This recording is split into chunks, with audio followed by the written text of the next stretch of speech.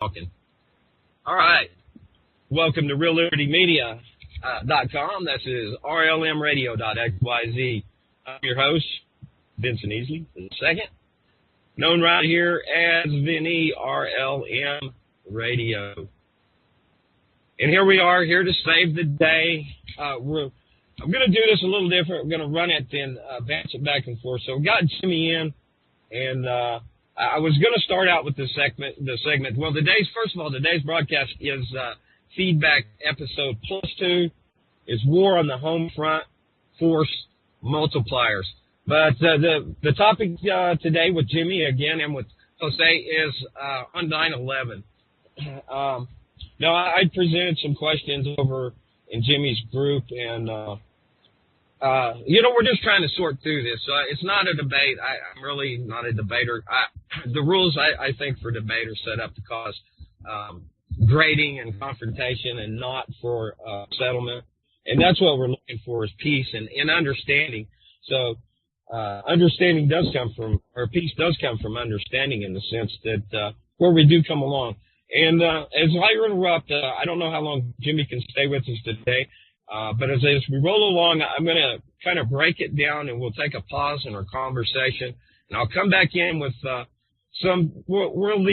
theme, then rolling along for today's in the background theme. Let me just state it. It is Get Back, Jack Black Friday.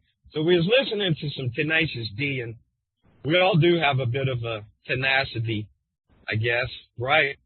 But that's part of getting along and understanding. So thanks, guys, for joining in. I'll say, Jimmy, and, of course, I'm way behind and trying to catch up to myself. But I am committed now. I have committed, that is, and bought me a ticket west. So a year of pause on my part, and I'm headed that way. So this will be interesting. Texas next month, Vegas in February.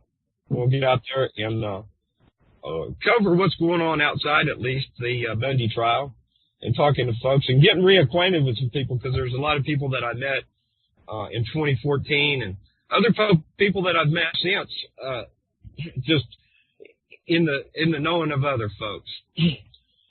Anyways, let's go on and get into it. I'm checking my checklist over here. We're recording, and we have stream, and we're unmuted. Jimmy, let's start with you. Won't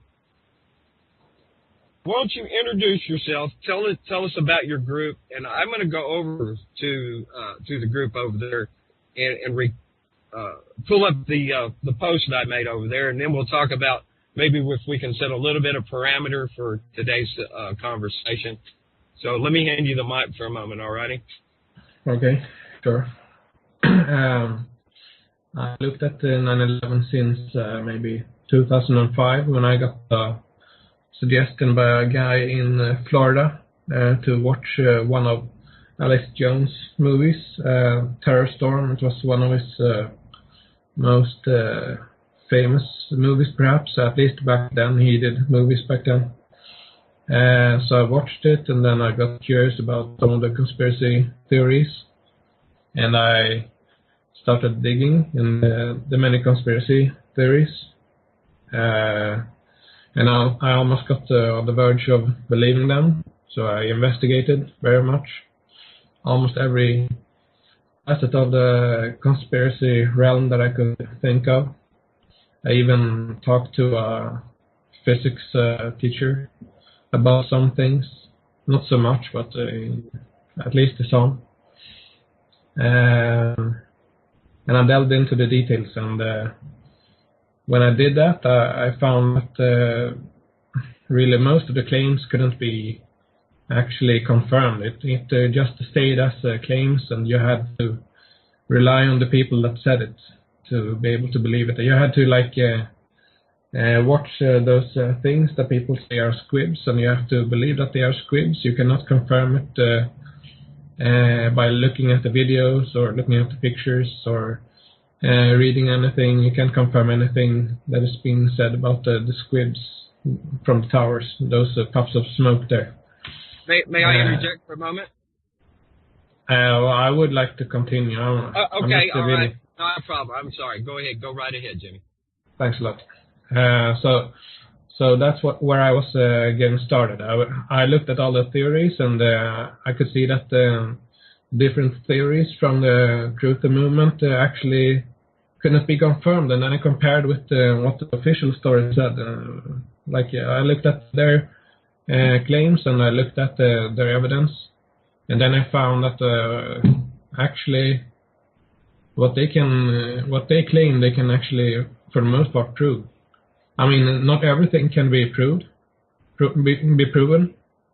Not everything can be proven, but the evidence, for the most part, that I know exists, supports the official story in my view. Not everything. I mean, you have some people said that it sounded like explosions, and you have some material that Neil Sarrett and others claim is nanothermite, but other than that, and some pictures that might suggest something other than the official stories. Basically, the only thing I can see that supports some other conspiracy than Al Qaeda. So that's not very much compared to all the admissions, all the stuff found. That is real material stuff that they have found that supports the official story. All the witnesses, all the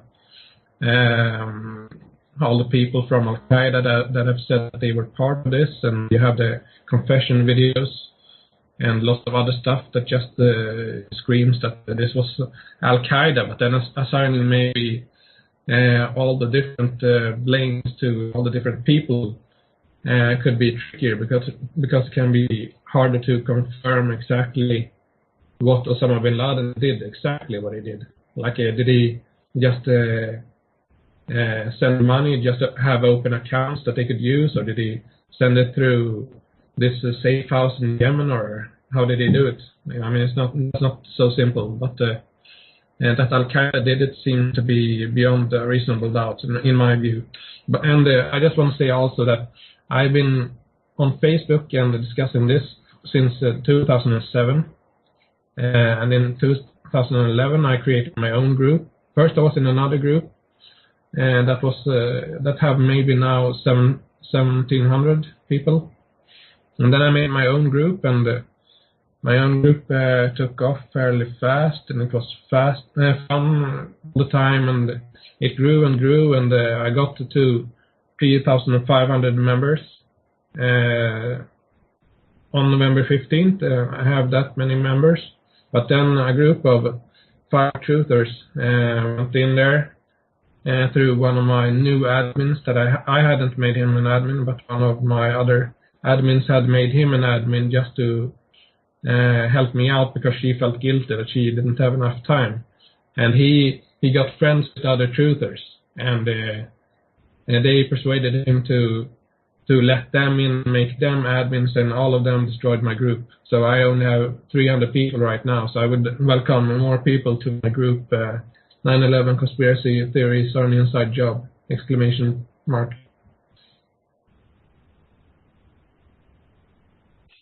Jimmy. You know, yeah, that's dirty-handed. It really is, for people to go and destroy somebody else's work, hackers or people given a place of decision, a place of authority, and we see that in this life that we're in here. People abusing their positions, and to do that is an outright shame. It's more than criminal. It's an art. I don't care whether people agree with you or not, Jimmy. It is part of what you put yourself into. It is an expression in art, and to destroy somebody else's work is terrible. And I want to make that perfectly clear. And I think it's very important that we have conversation when we have differing ideas of what we're looking at. So I think it helps to bring clarity for ourselves and others. And if we're not looking at ourselves the closest, then we're certainly not going to be seeing what's reflecting off of us. Right. And I had collected like 3 to 5 files also myself, and others had contributed files, like Ronald Wick had contributed files, and Bob Byron and other people had contributed many files, and they destroyed every file also. Wow, that's terrible. Hey, if I may. Jose, yes, let's bring Jose in. Let me interject real quick. Squibs, materials found Osama bin Laden. Those are about 3 points you made. Now, on the squibs, I saw where it was proposed that what was being seen were shadows, and others have said that it's compression. So maybe we'll come along. I'm asking Frumpy here in chat to interject on these ideas right here, and I'll give you the mic, Jose, and let you guys whack her back and forth, taking turns there. And I'm going to be in the background, and I'm going to finish gathering up some stuff here and emptying my shirt pocket. So I'll hand you all the mic. All right. Go ahead, Jose. Jimmy. Yes. I want to convey to you my respect for what you're doing, even though we disagree. I certainly see that you have dedicated a lot of your time and effort to something that you believe in strongly, and that is difficult to do, especially if you are standing alone, which I'm sure you felt like many times. And I respect the fact that you are still sticking to it. You know, after you've been sabotaged, you know, your group was sabotaged. And I am with Vince on that one. I disagree with any tactics that try to silence the opposition just because we disagree with it, right? I mean, Thanks. And you certainly have my respect. You do present yourself very well. I don't know. I don't know that you are willing to be convinced otherwise, but the fact that you're coming on to Vincent's show kind of suggests to me that you have an open mind, and the fact that you are, you're explaining how you got to where you got is suggesting that you have an open mind, and that's the most important thing of all. Now, you know, we're about to embark in a few minutes here of questioning each other's opinion. One thing that does bother me. You mentioned you use two terms, truthers and conspiracy theory. Truthers I'm okay with because most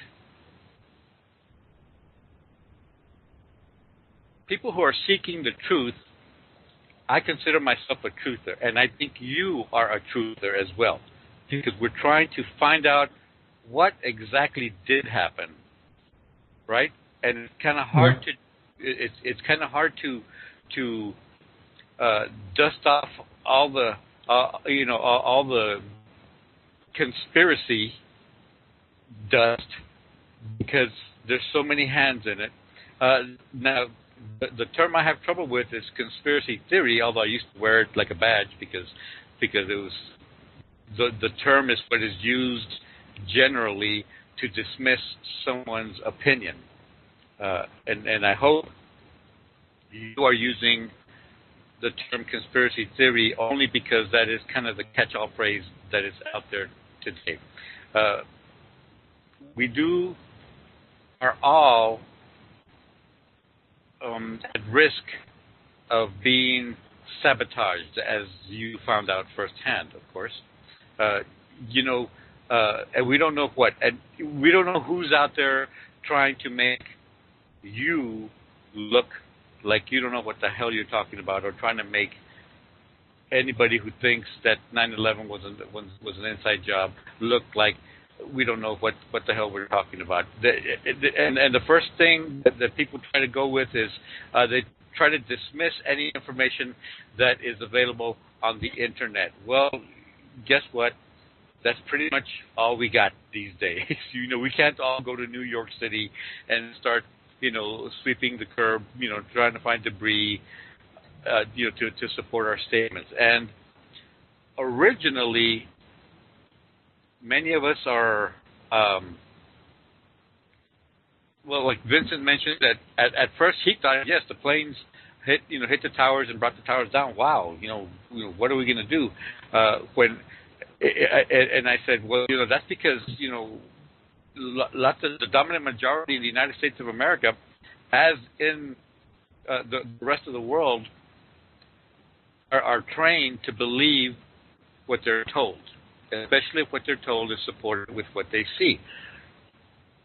The point that I want to make out at the time, right now at this time, is none of us speaking here actually saw what happened. We only to believe they videotaped. Sorry, you broke up there. I'll repeat it because it is a difficult point to understand. None of us here speaking saw what happened on 9/11. We only saw on video what someone else wanted us to see. Okay? Well, we saw a live stream also, of course. Right. Well, for all you know, it was live streamed, but we don't know that it was, right? And this 9/11 topic, the time to have addressed it was in 2001. Here we are, 15 years later.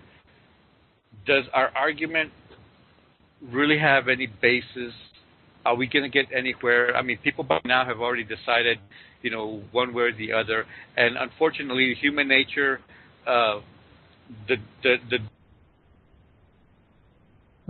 you became silent there. Uh-oh. Yeah, you're breaking up there. Hey, let's see here. Am I in the right place? Yes. Let me just stop because this is a good segue. Let me interject a little one right here, real quick. And this is from our friend Jose from Julieta. It's with me and James Freeland and 8 others from earlier in the week. Do you all see why I have boycotted all mainstream media? Nobody is telling the truth.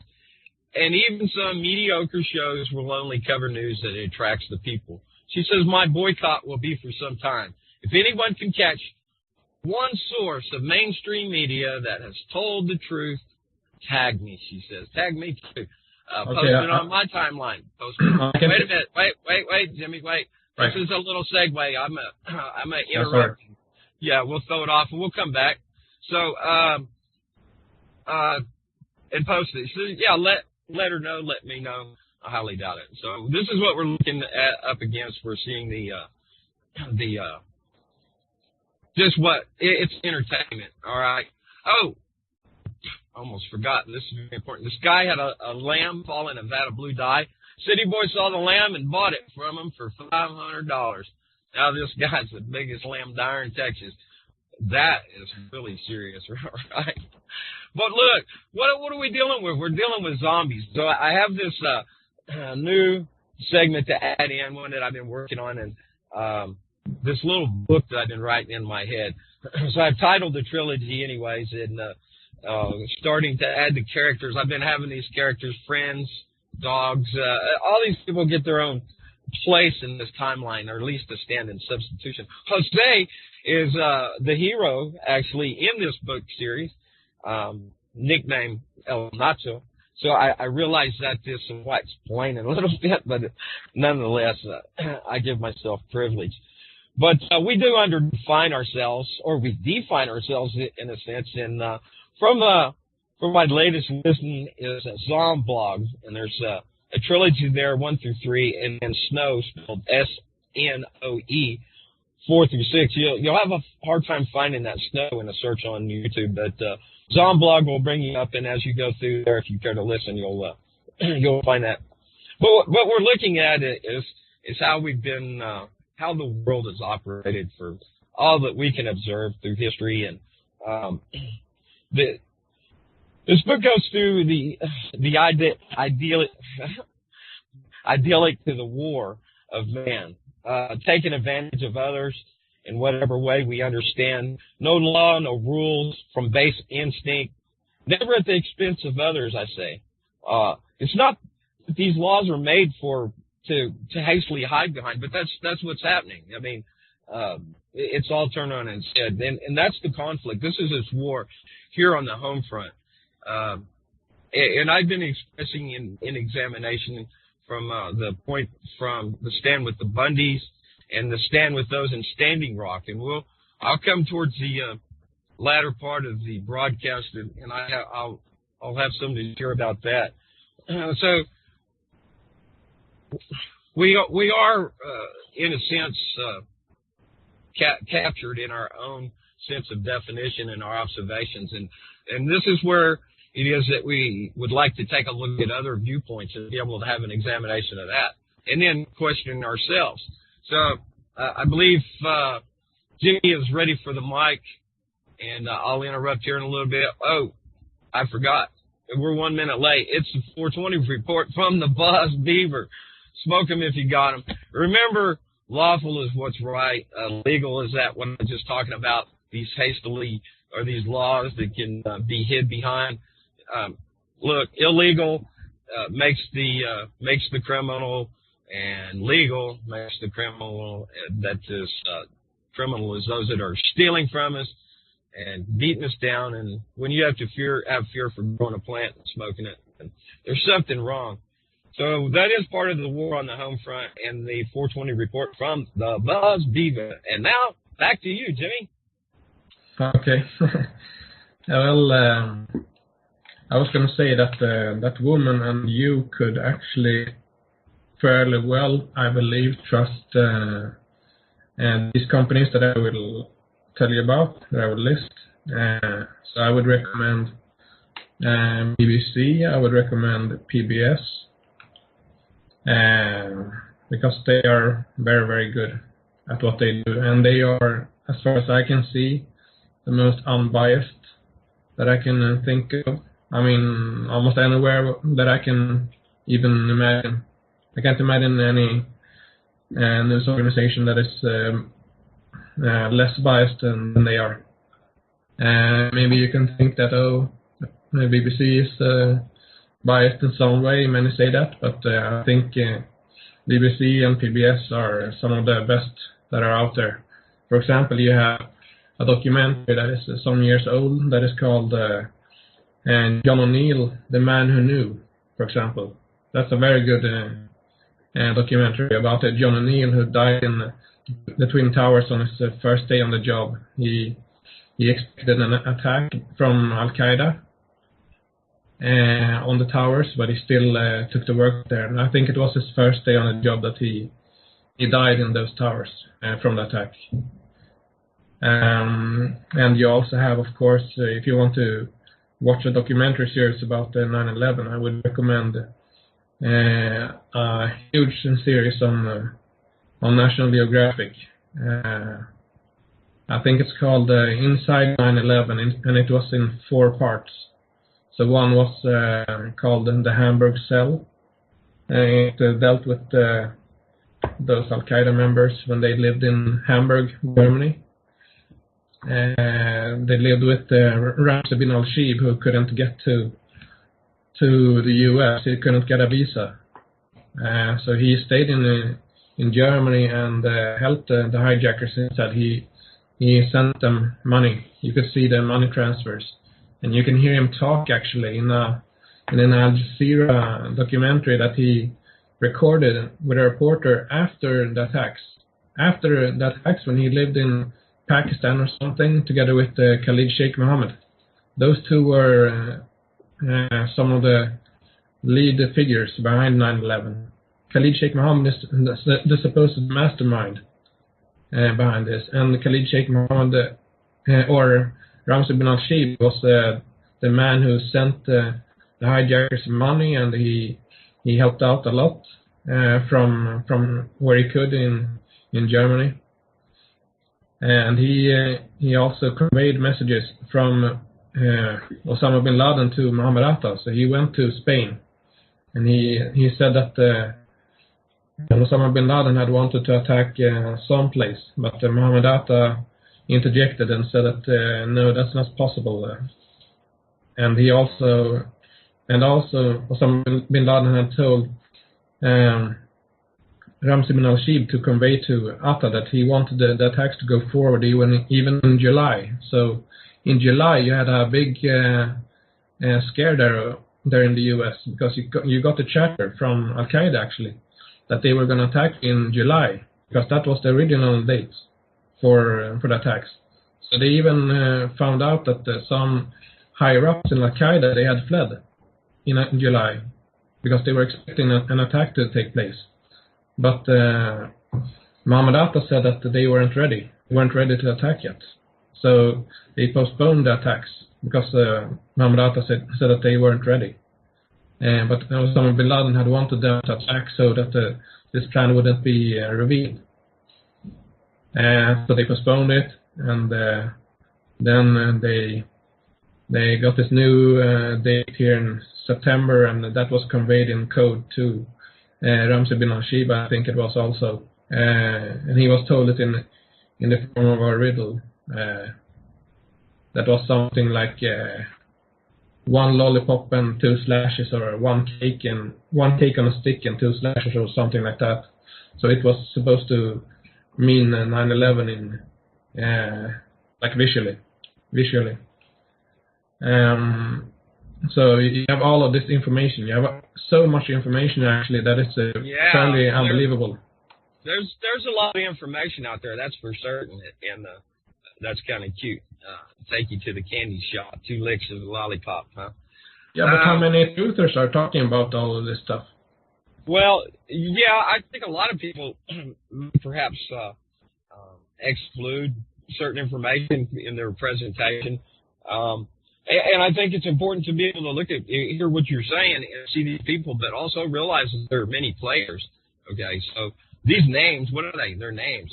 Who are these people? Because, I mean, like the supposing of the 19 hijackers, how many of these people even admitted by the FBI that are still alive, right? None. Yeah, well, somebody, I'm here in chat, if somebody will give a credible source for that. Oh, I have a link. Okay, Pop. You're not in chat, are you?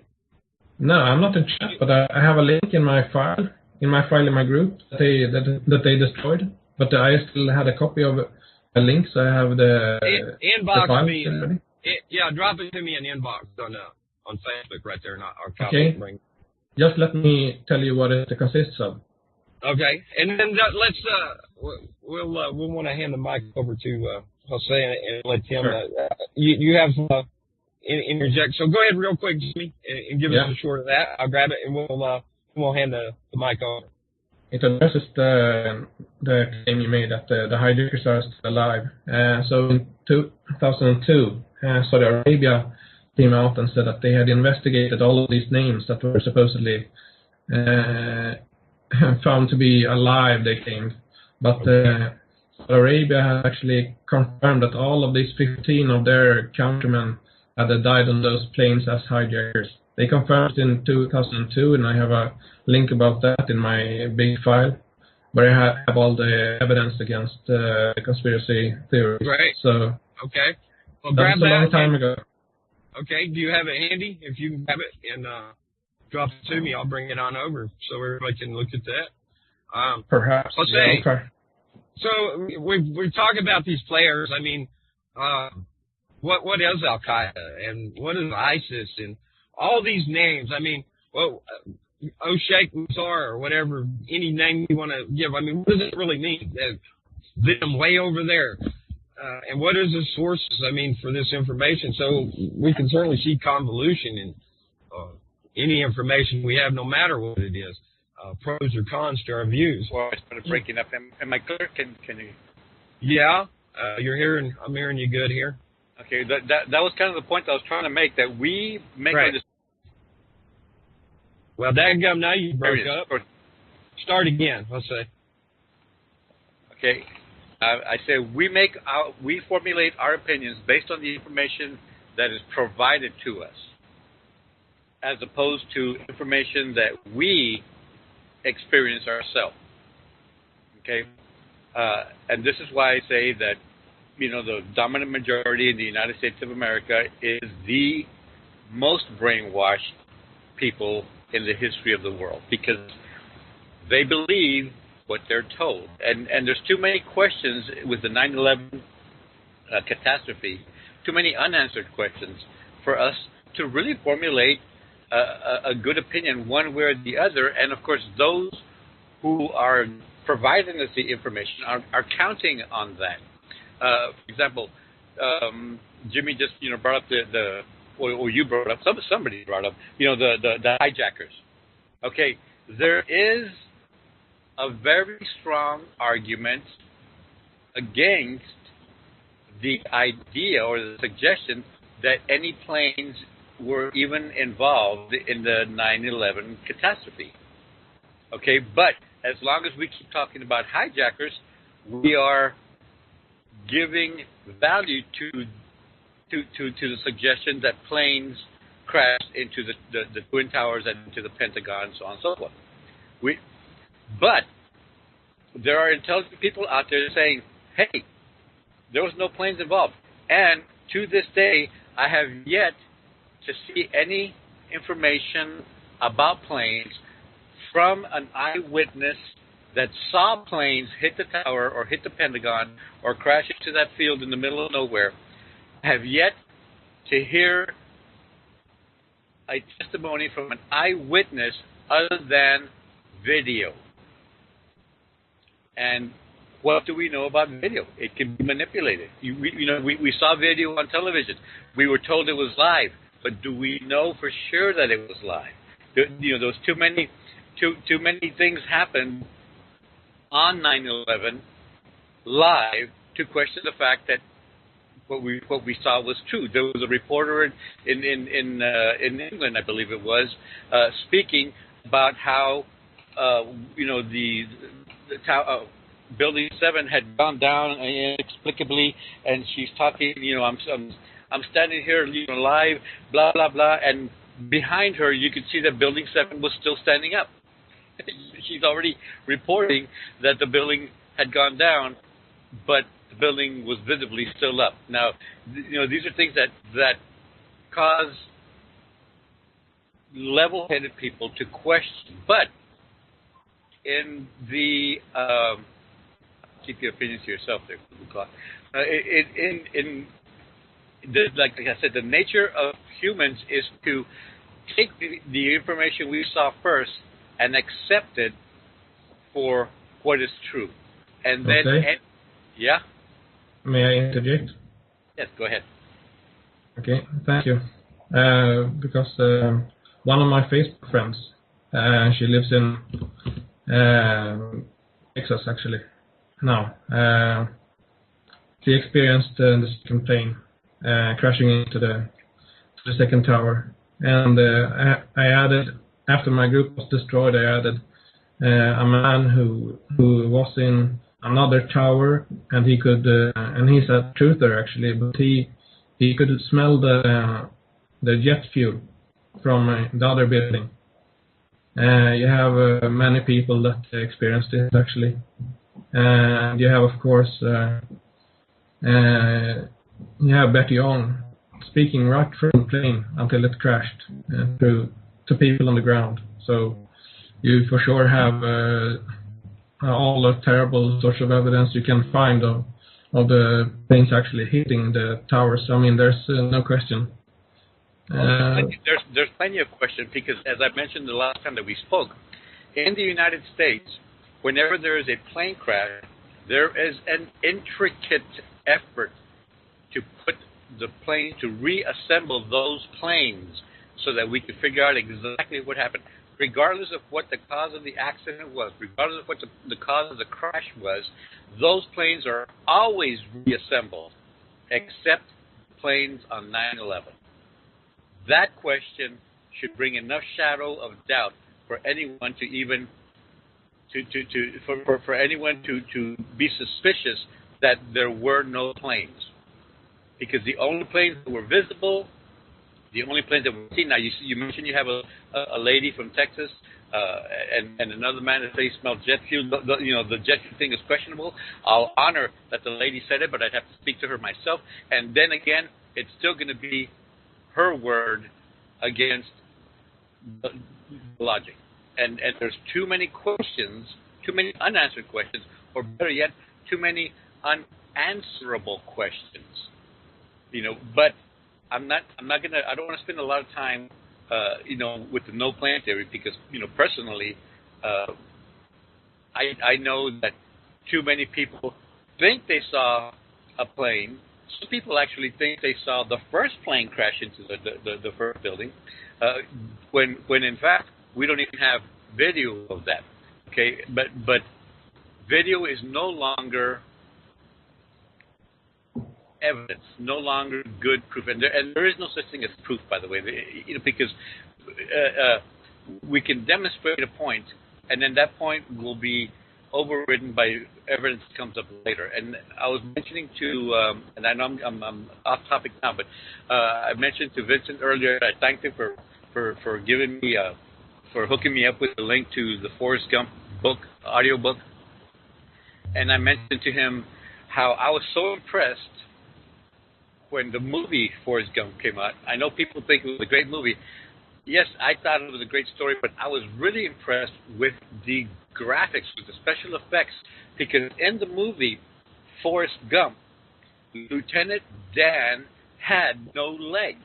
But I know that actor that plays Lieutenant Dan part does have legs.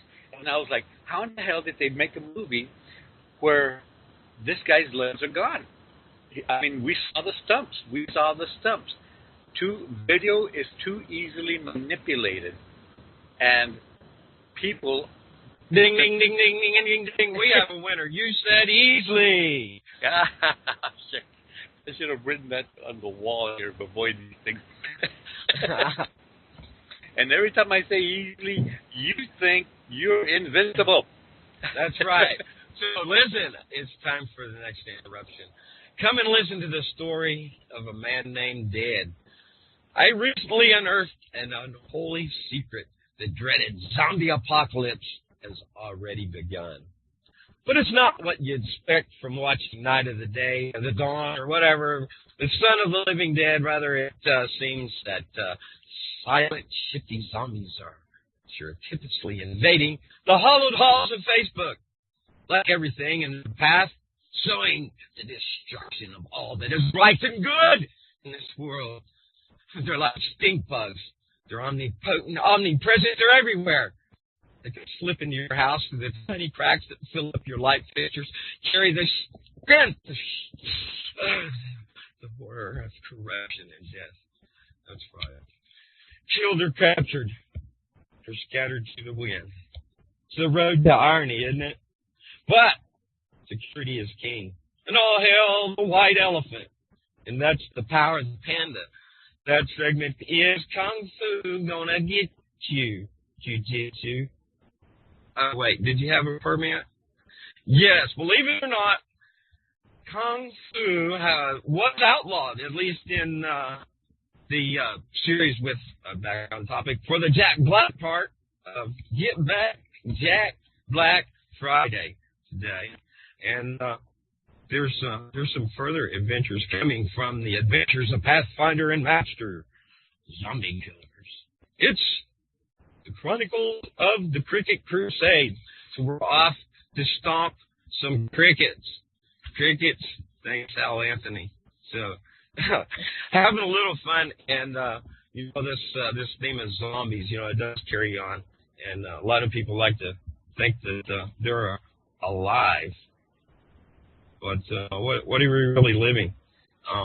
We're still coming. I have a little presentation for the North Dakota Standing Rock, and like I said last week, we're looking how to where we take a stand and protest, like trespass. That is absolutely the foundation of America.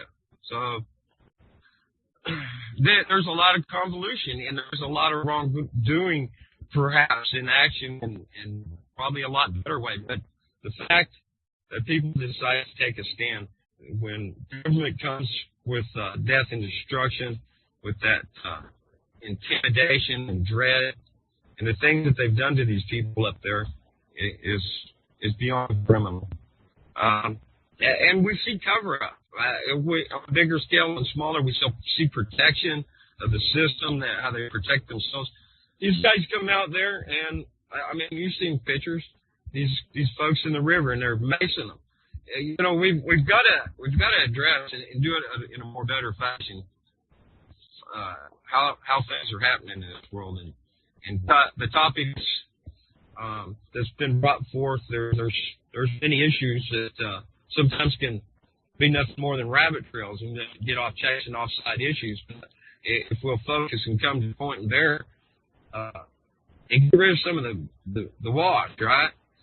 Sift it out. All right. Somebody's giving me a ping over there. I'll hand the mic back. Who's up here, Jose or Jimmy?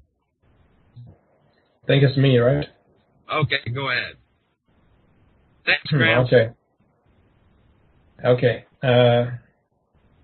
Well, first of all, if I want to address some of what Jose said, there wasn't just the BBC that reported that there was a building that had fallen or will be falling soon.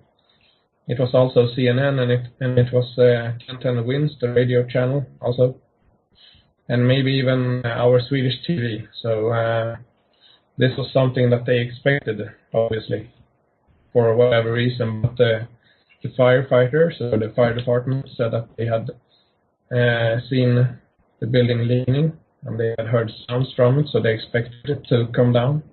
And they had, of course, evacuated the building 7. So they expected building to come down from what they could gather. They couldn't fight the fire. They could just watch the fire burn, because the fire mains, the water had been cut off from the collapse of the towers, so they couldn't do anything.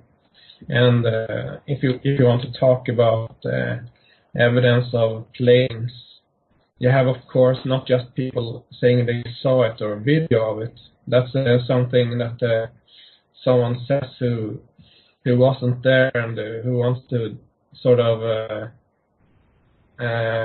maybe not dismiss, but sort of dismiss all the witnesses, all the testimonies and everything, and all the actual physical artifacts from the planes and from the buildings and everything, and that it shows that there sure was a plane. Otherwise, it must have been some kind of crazy planting of stuff everywhere that no one saw. No one saw planting of anything, but you saw all the stuff there. Why? Let's stop right there just for a minute, Jimmy. All right, so we got two issues right here. Before we run out and away from everything, let's look at these two, and we'll pick topic. I'd like to skip the idea of no planes and pieces found. We can get off too many trails that way. Hold on, I'll be back there in just a second, RLM. Let's go with building 7, okay? But why not just to say that there were pieces found? They found like just some years ago. I know there's a lot of that can be discussed on that, but like I said, there's too many ways to go off in different directions down there. By all means, let's not go a crazy conspiracy theory, all right? Let's just keep it as simple as we can. And let's go back to building 7, okay? But you know that piece that you can pick up in your hand, that's very physical. That's hard to deny. Well, but things can be planted. You know, no, but they can't all over the place. Sure. Like I said, there's too many trails to chase down there. And so let's, by all means, please, let's keep it on one. Let's keep it on one. We can't just keep running off down here without really trying to nail it down. So you've come to a point. You brought it out, building 7. Let's talk about 7. Yeah, but the problem with building 7. Hold on a minute, Jimmy. First of all, Jimmy, hold on just a second. Listen, let's take building 7, and I want you to tell us how that fire caused the collapse. And then I want to ask Jose to say what he thinks about that, and perhaps present another view of fire. Okay, fair enough? No, not really, and I can say why. Well, you're welcome to say you're not censored. Okay. But I'm not trying to censor you, don't get me wrong. I'm just trying to keep it where we can keep a hold of this right here and look at one little thing. Because if we're looking at a whole bunch of stuff, that sometimes the smoke could get in your eye. Okay, but let me please answer why it's not fair. Okay. Okay. Fair enough. The reason why it's not fair is that you want to focus on something that you cannot prove. I cannot prove. You want to focus on that, and you want to deviate from the stuff that we can actually prove, that we have actually physical evidence of. You want to go down some path where neither you nor I can prove it, because there's actually 15 years of investigations from the best possible experts on this field, and they can't prove everything. There's a lot of folks have said a lot, and I guess if you're looking at specific information, then you can take any little piece and fit it to a piece of the puzzle, but you still don't have the rest of the pieces in place. So that's still an interpretation. When you're talking about anybody, either side of the aisle, here it is, interpretation. So. Now, Vincent, I would like to finish my point here. All right, go ahead.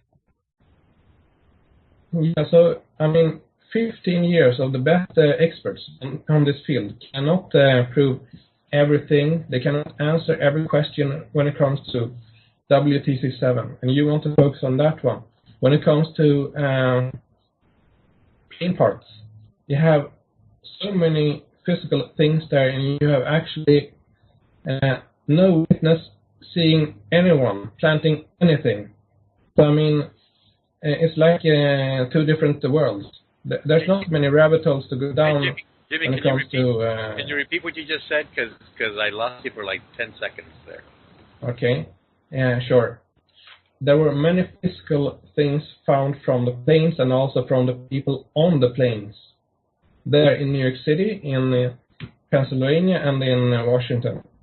You have both plane parts and actually people parts, sadly.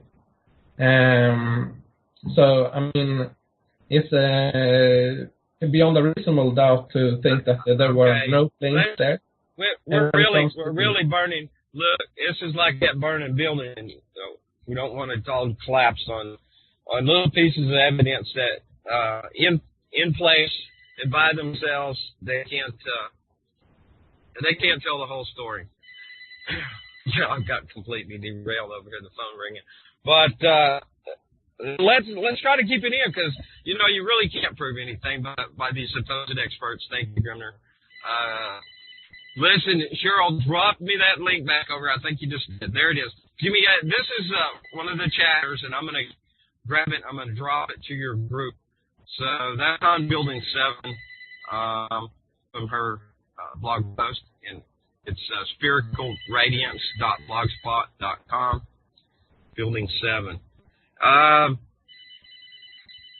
Let's code the topic, because like I said, Jimmy, there's no way we can cover all that information. There's evidence by both sides, or if you want to draw lines for sides. So let's bring it into Building 7 on the fire. Would you make a presentation on fire collapsing that building? Well, first of all, like I said, we can't prove it. Neither you nor I can prove anything regarding it. All we can prove is that it fell, and there were no people damaged. And not even damaged from the fire. So I think WTC7 is one of the most weirdest things to focus on in this whole conspiracy stuff. I don't think it's even any point to what I can make a theory about it. I would actually recommend people to look at the WTC3, which was the Marriott Hotel where people actually died, but yeah. Okay, so when it comes to WTC7, it was of course evacuated for many hours because they were expecting it to come down, because you had just had two of the world's biggest towers close to this tower falling down partly on top of WTC7. So it was a bit damaged, but they say that that was not the reason why it fell, but it was damaged at least. And the firefighters, the fire department, they could see a bulge on the part of the building that they increased. They put a thing on it that measures how something leans, and they could see that the leaning increased as time went by. They knew that they hadn't water to fight the fires, and they didn't know it, but it was built in a special way because it was built on top of a power station. It was like you had one part first built of that building, and then they built it higher. So they made a top part on top of the bottom part. So it was not like a symmetrical building. And so it had some longer floor spans, for example, I think it was, or longer columns.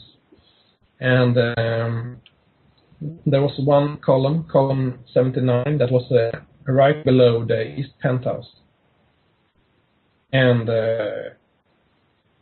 you can see, when you look at the full collapse, you can see the east penthouse actually falls first.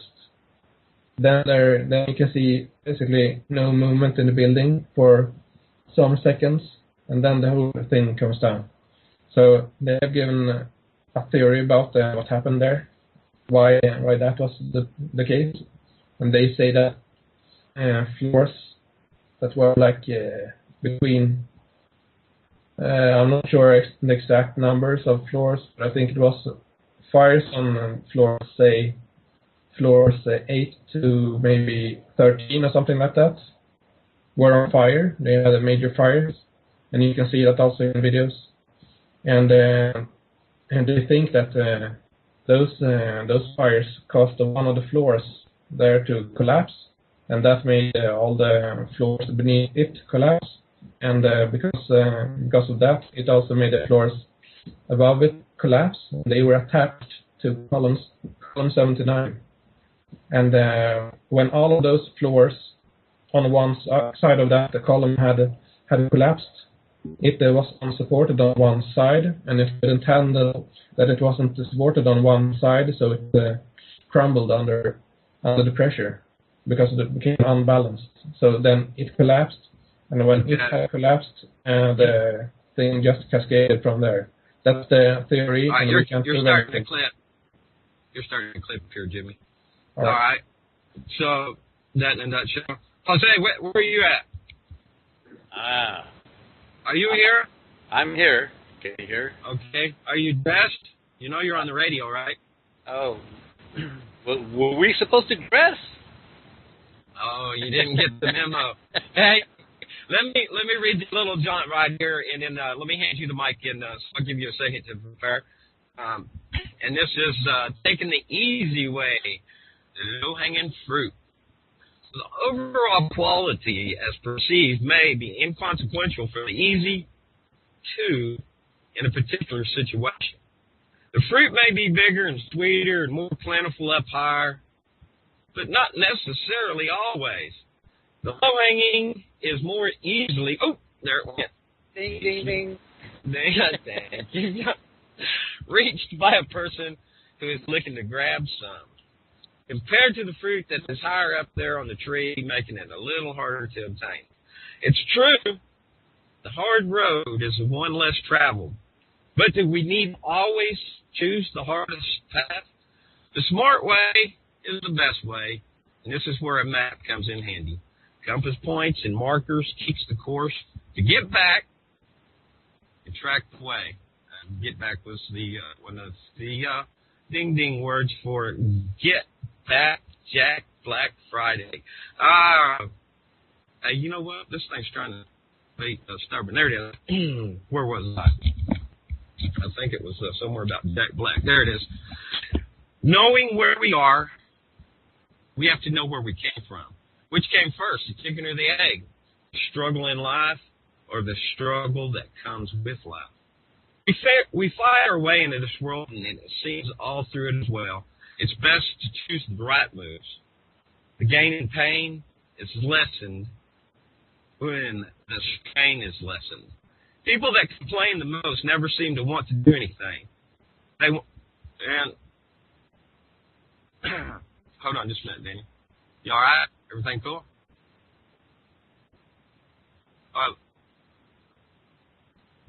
I'm on the radio. Hey, you want to say anything? You want to say hi to anybody? Come back in a little while, and I'll holla. Mahala, mafala. All right. See you later. Okay. Here we are. We're back. Jimmy commented on the post. Where was I when I interrupted myself? Which came first, the chicken or egg? Let's start it again then from there. Which came first, the chicken or the egg? The struggle in life or the struggle that comes with life? We fly our way into this world and it seems all through it as well. It's best to choose right moves. The gain is pain is lessened when the strain is lessened. People that complain the most never seem to want to do anything.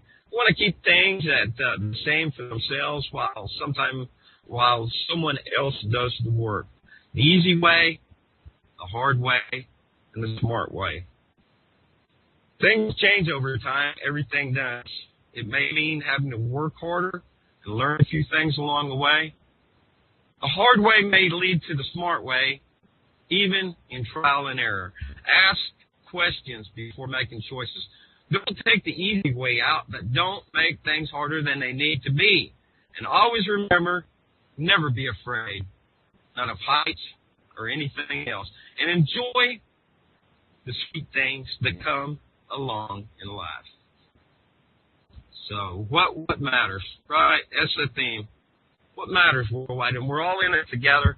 And when we're pitching fits and fighting, we're not really getting along the way.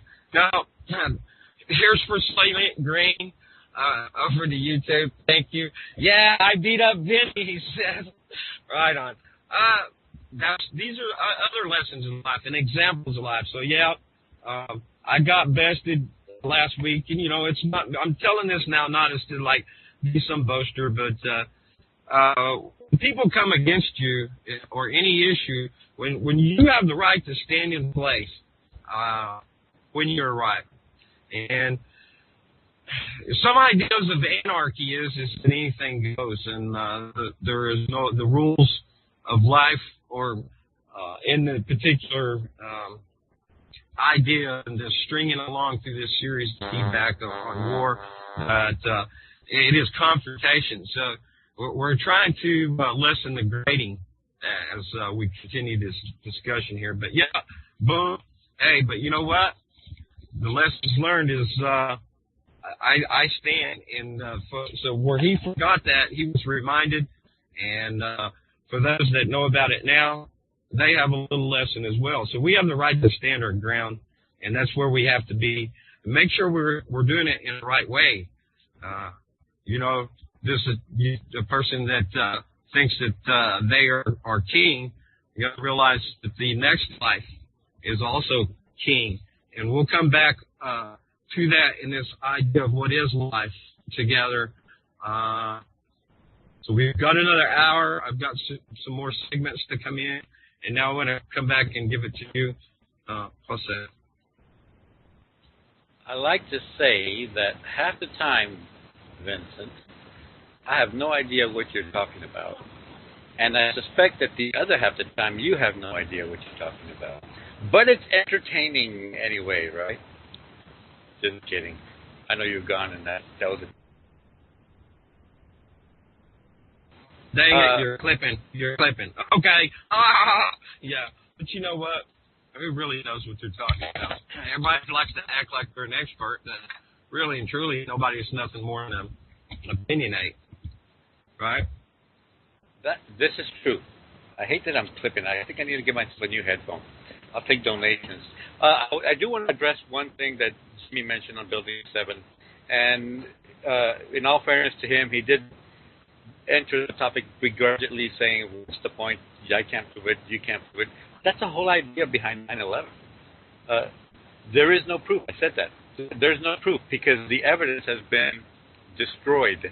And not only has the evidence been destroyed, but the evidence was destroyed in contrary to the traditions of investigations in this land we call the United States of America. Jimmy said he was talking, and he said, and they were expecting Building 7 was going to go down, and then he went on talking, and I thought, how were they expecting Building 7 to go down? No planes crashed into it.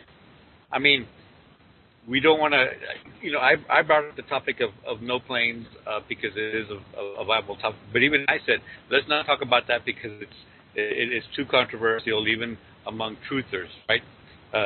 Remember, too many people saw video of what looked like a plane crashing into one of the buildings, and therefore the architects of that narrative were able to convince the majority of people that a plane crashed.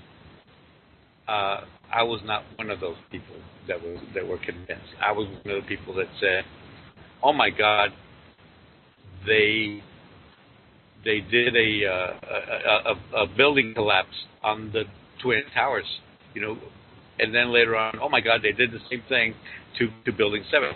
Now the question is, were these buildings already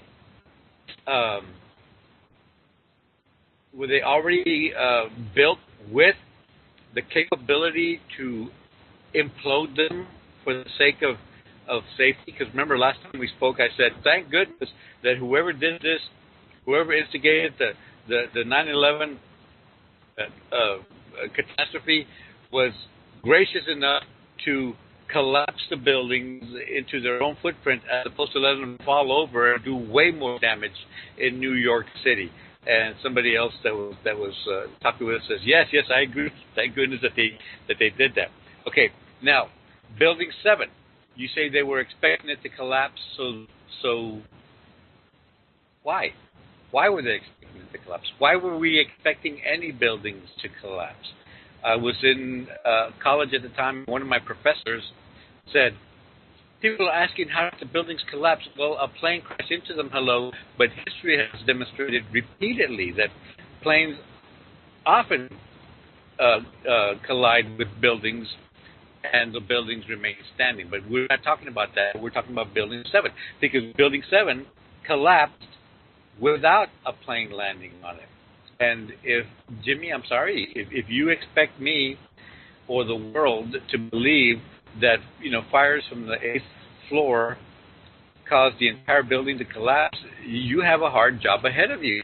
In the first place, how did the fires on the 8th floor even start?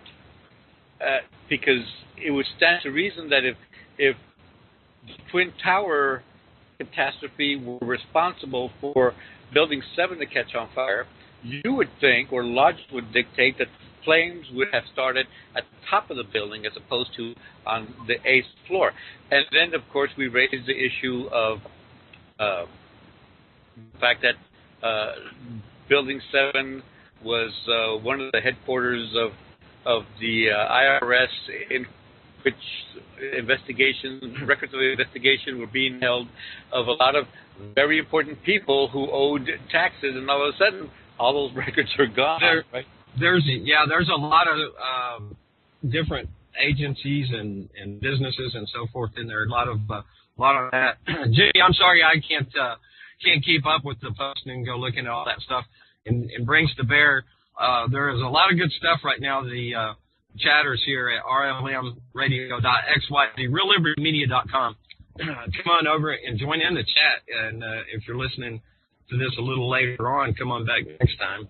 Come over and take a visit. And there's some pretty smart folks here. But I want to ask a favor of somebody in chat right now. I can't keep up with all these. Would somebody gather all these links together and give it to me in one spot? Maybe Java Doctor, and put them all together in one place on your Freedom's network page over there.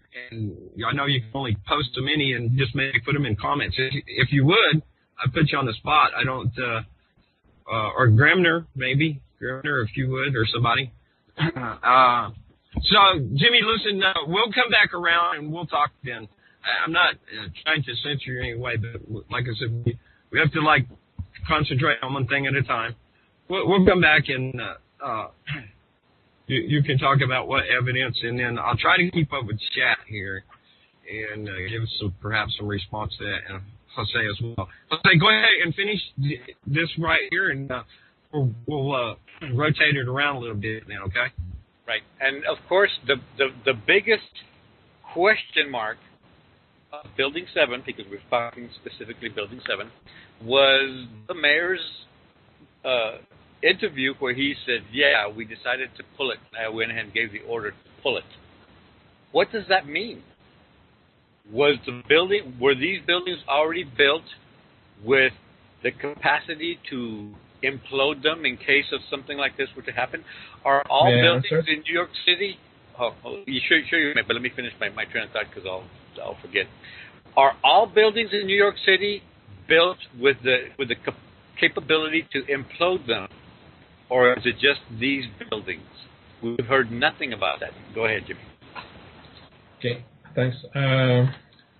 First of all, there have been other collapses of buildings, not just here, but in other places. For example, you had today, actually, not long ago, over there in the U.S., you had a building collapsing, and you had 1,000 or 2,000 people looking on Facebook Live at this building that had collapsed there in the mid-U.S. somewhere. I don't know why it collapsed, but it had collapsed, at least. I'm not saying it was from fire. I'm not saying it was a skyscraper, but it had collapsed, and I presented it in my group, the Facebook Live video of it. So there's just one example, and you have other examples also. Like you have actually the fact that all of these bridges and overpasses, they have to be have fire protection on those parts that are there where the cars are, because they think that if there's a car that crashes towards one of the pillars, there it could actually weaken the structure so that it can collapse. So of course there are dangers with buildings collapsing. So that is something that I think is important to point out. And they were not sure that it would collapse. They were expecting it to maybe collapse. They didn't want to risk anything because they had just had two of the biggest skyscrapers in the world collapse there on them. And you cannot know where the North Tower will hit this WTC7 that was for 7 stories tall. You cannot know exactly where it will hit. I mean, it will hit where all those things and just accidentally fall into the building. You cannot say exactly where it will come. It had a 20-floor gash in the bottom part of the building, so you cannot know exactly where.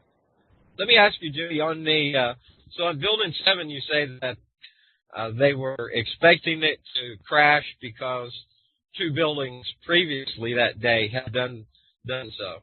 But the difference is that it was office fires in Building 7 and the extraneous circumstances of buildings crashing the other 2 buildings. So we talked about that before. So we won't go back to that. We won't go back to the Twin Towers. We'll go here. So those buildings fell. We concede that fact, but we'll move from that point to Building 7. It fell. We concede that point. We talked about free fall and near free fall. We'll concede that fact. We're at the point that the Building 7 collapsed and fell down, and the circumstances that caused the collapse were fires.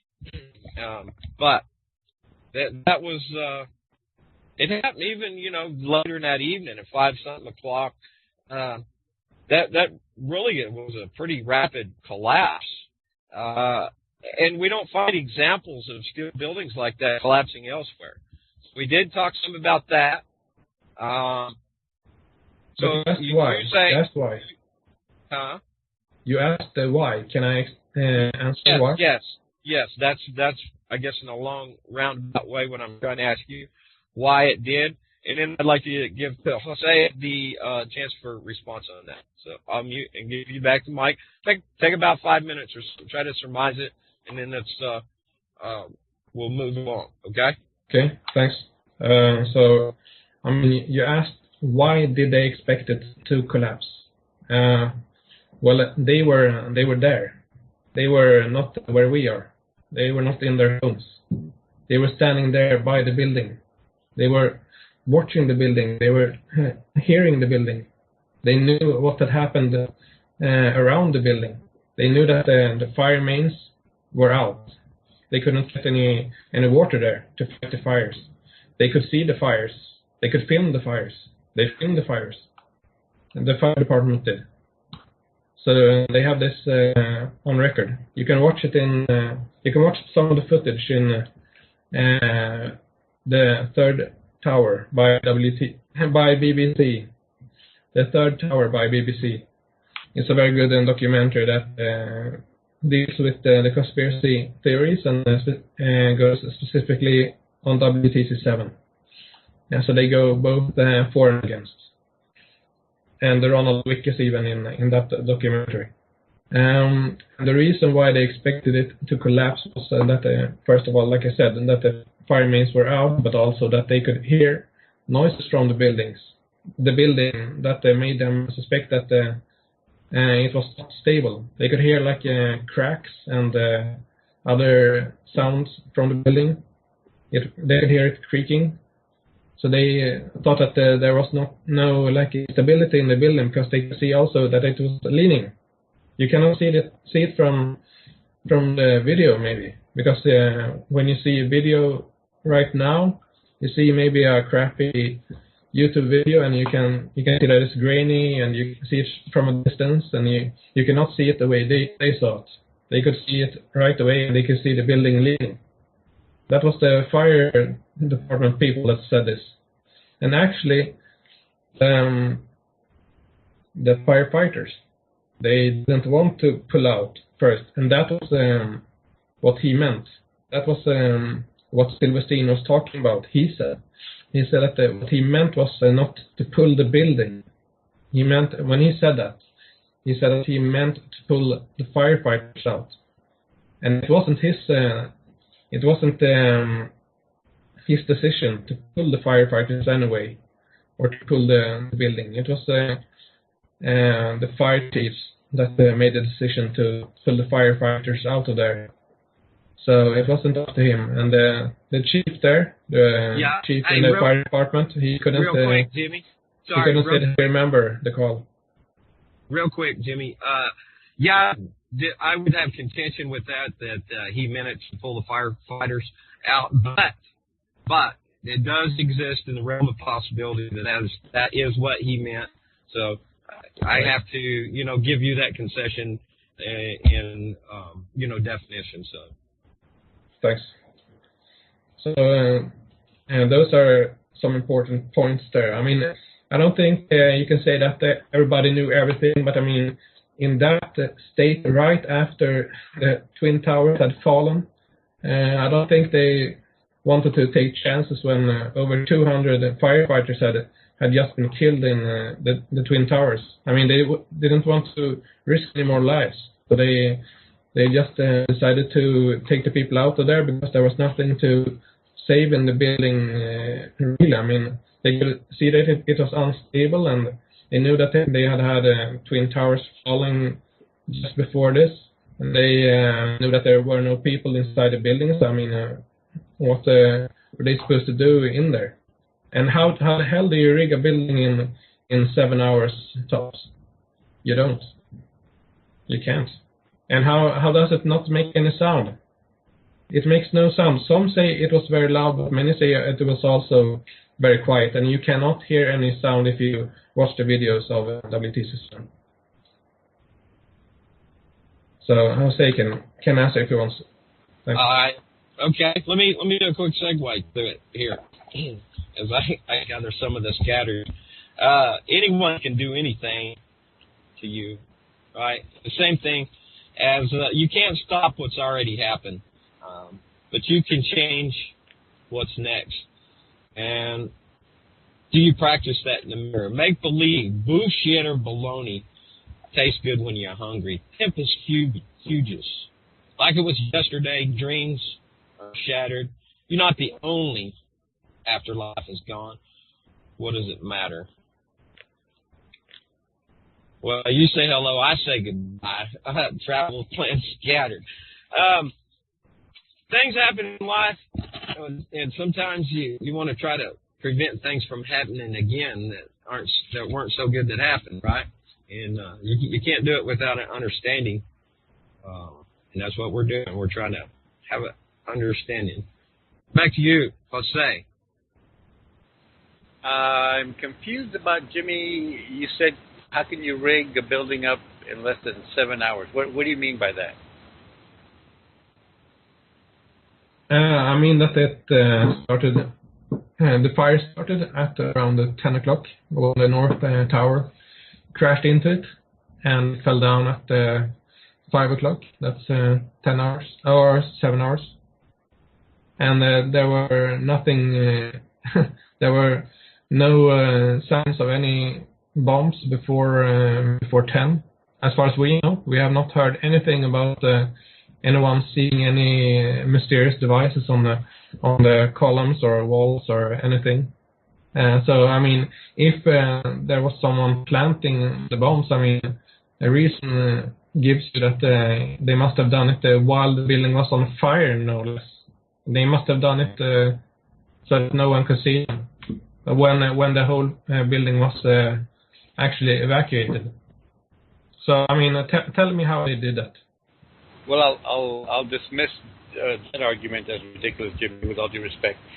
Nobody has ever said that somebody rigged the buildings on 9/11. I certainly, we're talking about Building 7, and these things, the average layman knows that it takes a long time to wire a building for implosion. So these are things that obviously had to have been done ahead of time. This is why I asked, were these buildings already wired?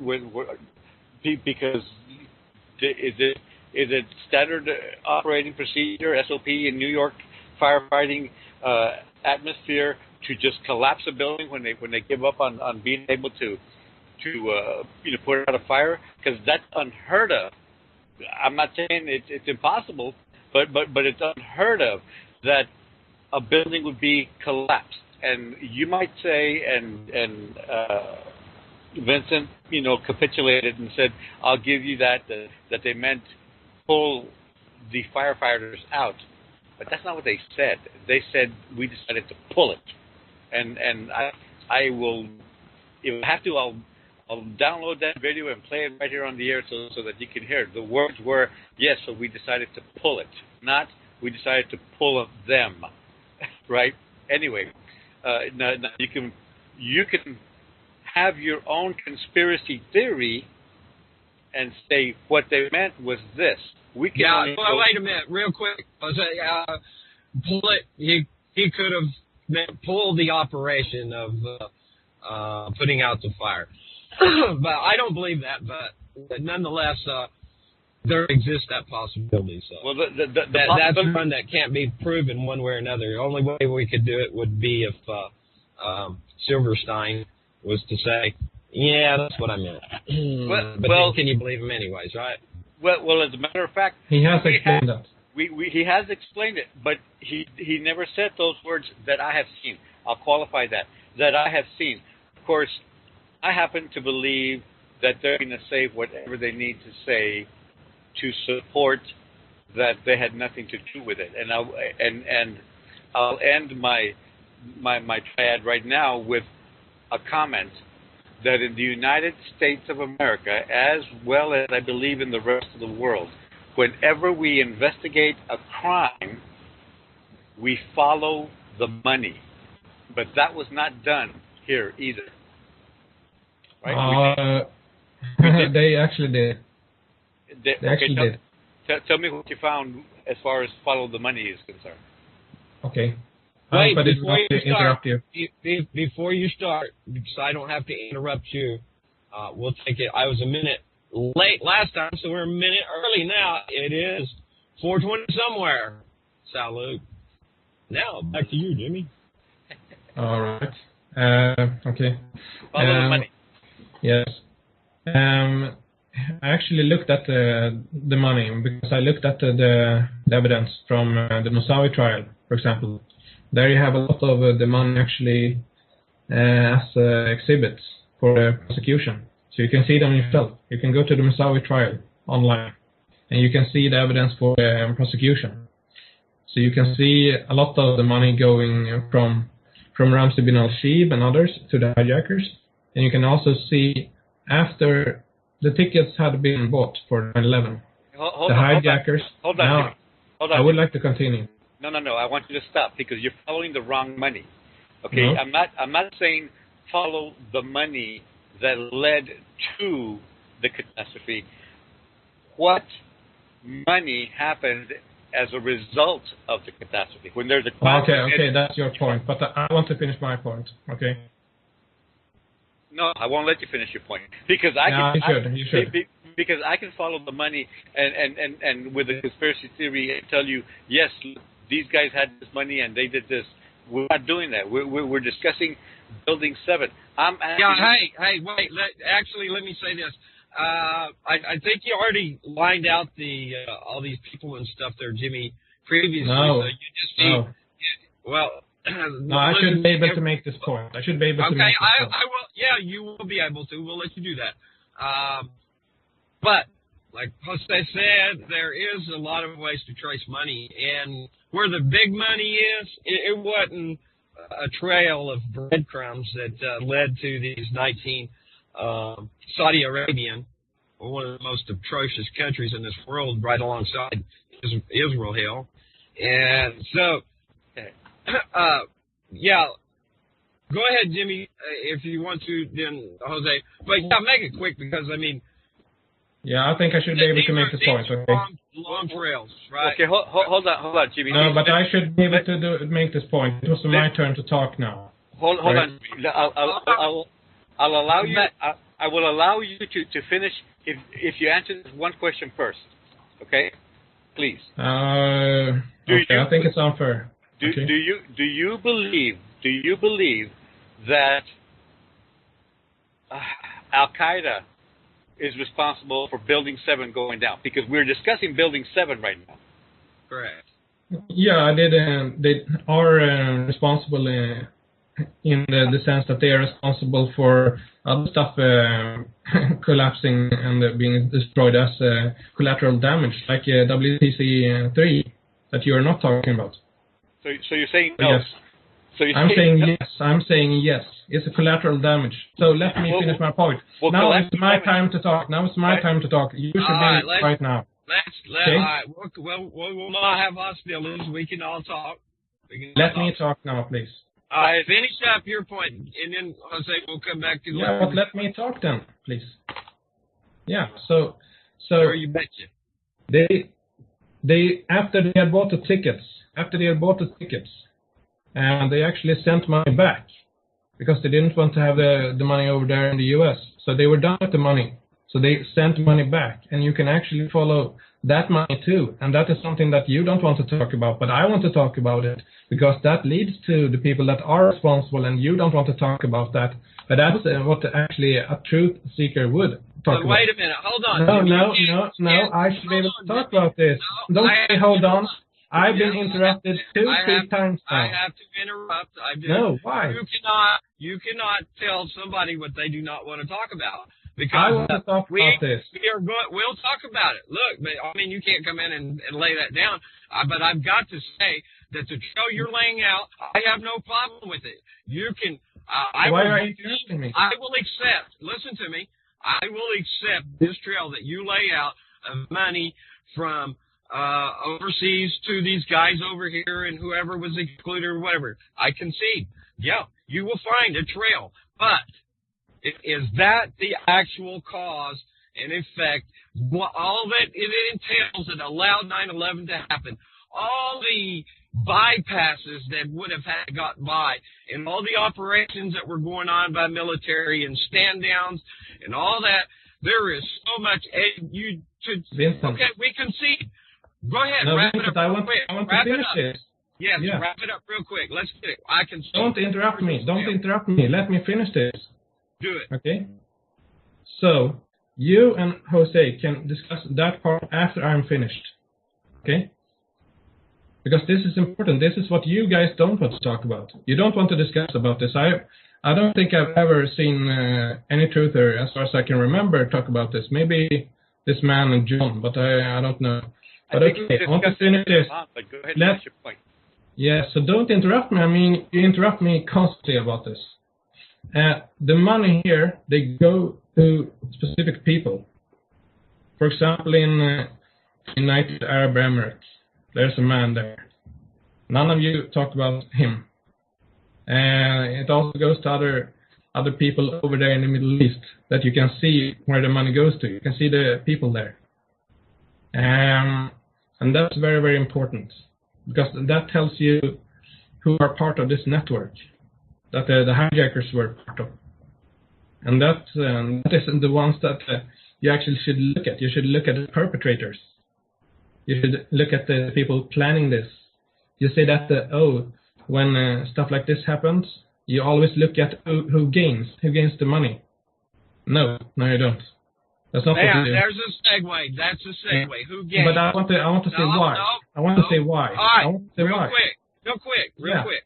Come on. So I mean, someone destroys your window in your home. Do you actually talk about who is gaining from this? Oh, the people who have to put up a new window for you that you pay. They are the one that gains from this. So you blame them, right?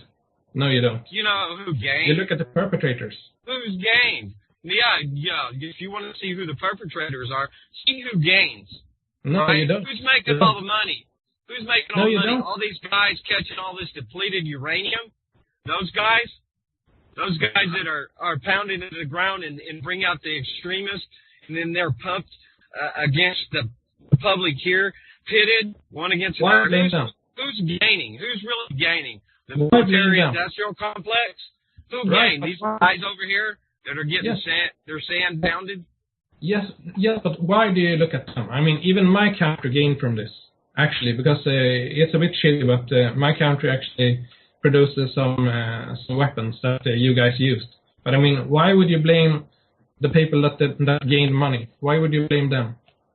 Because in the United States of America, when a crime is committed, we tend to follow the money. Who gains to benefit? No. Wait a minute. Hold on, Jimmy. Hold on. Let's give it to Jose. He's been patient. You've made a point, and I conceded to it. There's a trail of money. Okay, I was interrupted 3 times, but yeah. Go ahead. Go ahead. Jose. Okay. Mute up. I mean, we're going to listen. Yeah. Okay. This is what we're talking about. Now, you say you have to investigate the perpetrators. At this point, we don't know who the perpetrators are, and I will qualify that. We were told on that day who did it. We were told on that day by the news media who did it. And from that point on, nobody else was investigated. From that point on, we already knew who the perpetrators were. And I thought, you know what happens? You know what happens with terrorist groups? They commit an act of terrorism for whatever reason, and a few minutes after the act is performed, they claim responsibility. Terrorism. But in here, we did not get that claim of responsibility. We got the U.S. government telling us who did it. They knew right off the bat. Okay? There was chatter before it happened. Lots of chatter. I'm sorry? There was a lot of chatter before it happened. They said that they would do this. There was a man in London. He had been visiting, actually, Osama bin Laden in Afghanistan. He had been sleeping or tried to sleep on a bed of grenades, actually. Okay, wait, real quick. And he had gotten the warning. He had gotten a warning. Real quick. Listen, when you're setting something up, and I'm going to call it a false flag, or anything else, perception management, for when a person's about to lie, they get a backstory. Okay, so to say there's a money trail, yes, there is a money trail. To say somebody said, yep, somebody said. In the big picture, that's the little bitty rabbit trails. When you're looking at the rabbit from on top of the hill, It's not hard to miss if you just keep your eyes peeled. Now, let's go back. It couldn't be real. Okay, look, Jimmy. You said somebody broke your window.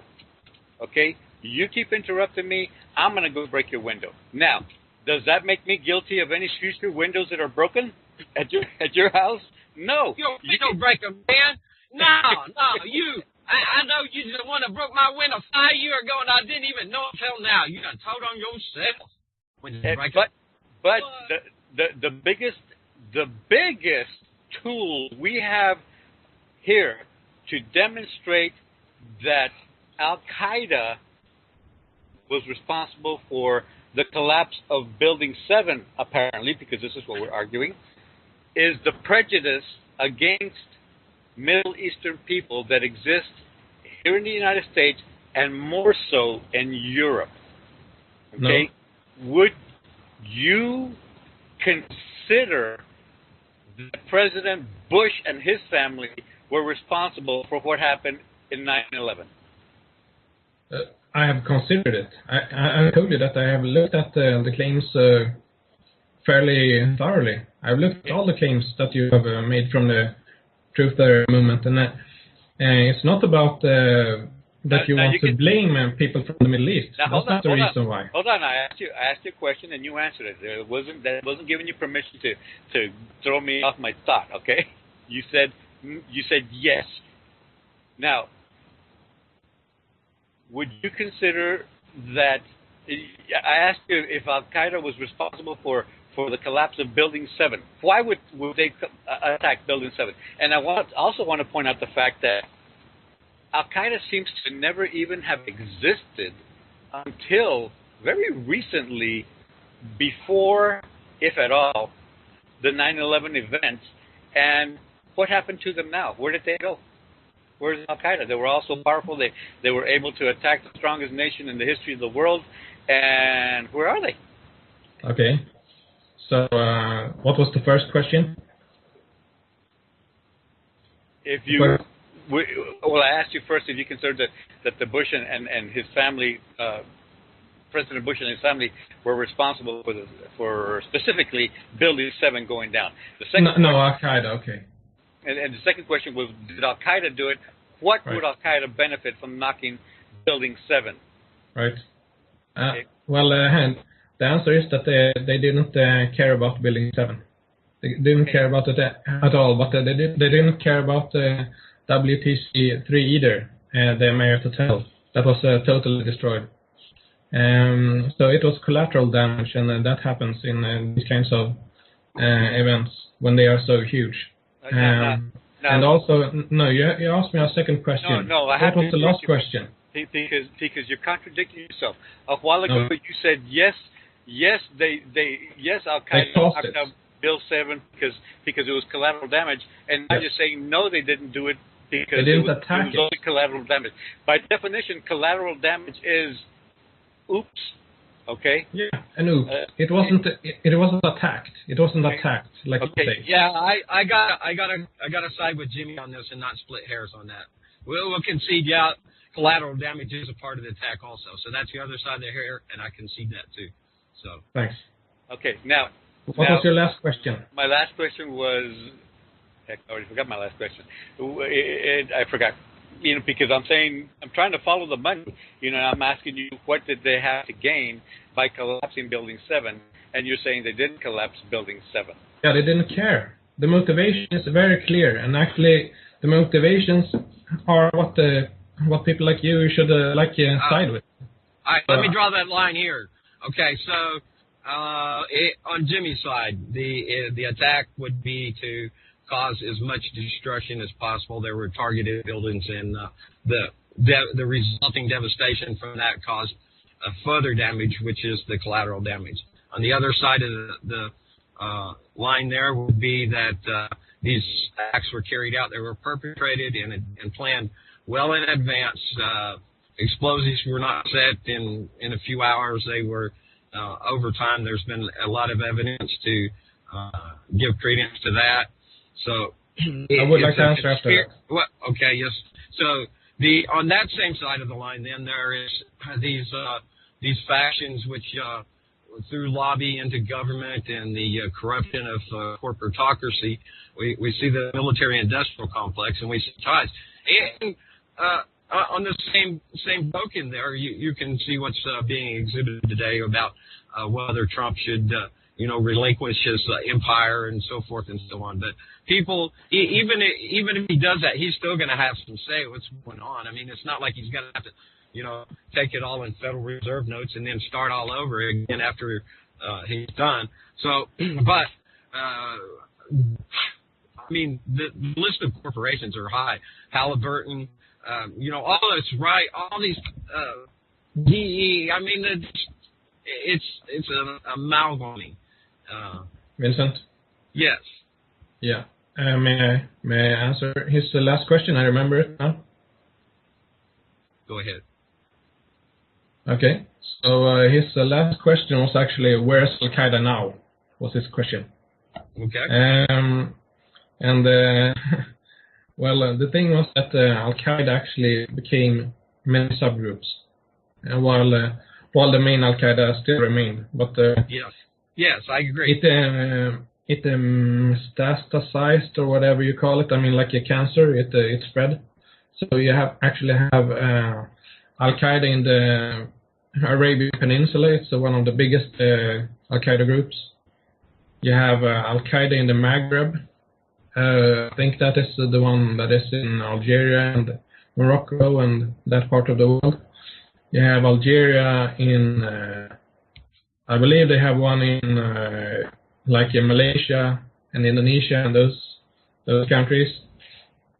And of course you have also Al-Qaeda in, right now we actually have a spread to like north of Afghanistan, I believe, and of course Pakistan may have some parts of that. And of course, actually, what is very relevant today is that you had Al-Qaeda in Iraq. That's actually an organization, or whatever you want to call it, that existed prior to the conflict in Syria.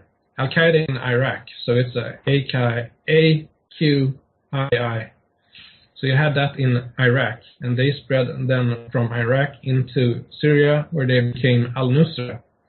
So you have one man who was heading the Osama bin Laden unit in the CIA, Michael Scheuer, and he actually has talked fairly depressingly about how the threat of terrorism has grown a lot worse because of the war on terrorism, because you guys have actually knocked out the leadership of Al-Qaeda. You have done a fairly good job at killing off the leadership in Al-Qaeda, so they are weakened.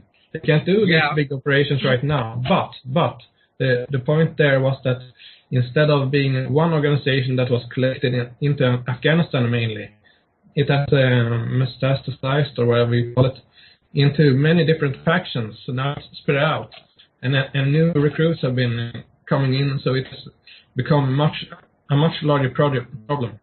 And it's actually very difficult. Bet. Absolutely. I mean, when you aggravate a situation, it's gonna get worse. There's no healing there. So I'm gonna interrupt it, and because I don't want to run out of time. And it's about 40 tail, which means it's 420 double hits, puff pass.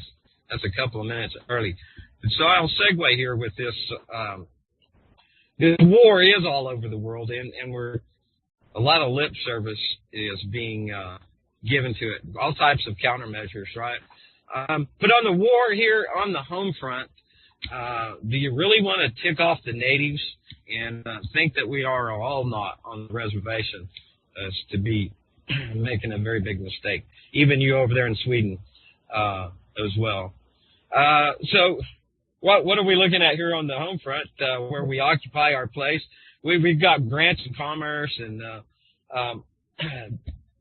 taxes on the land. Is free range really being free?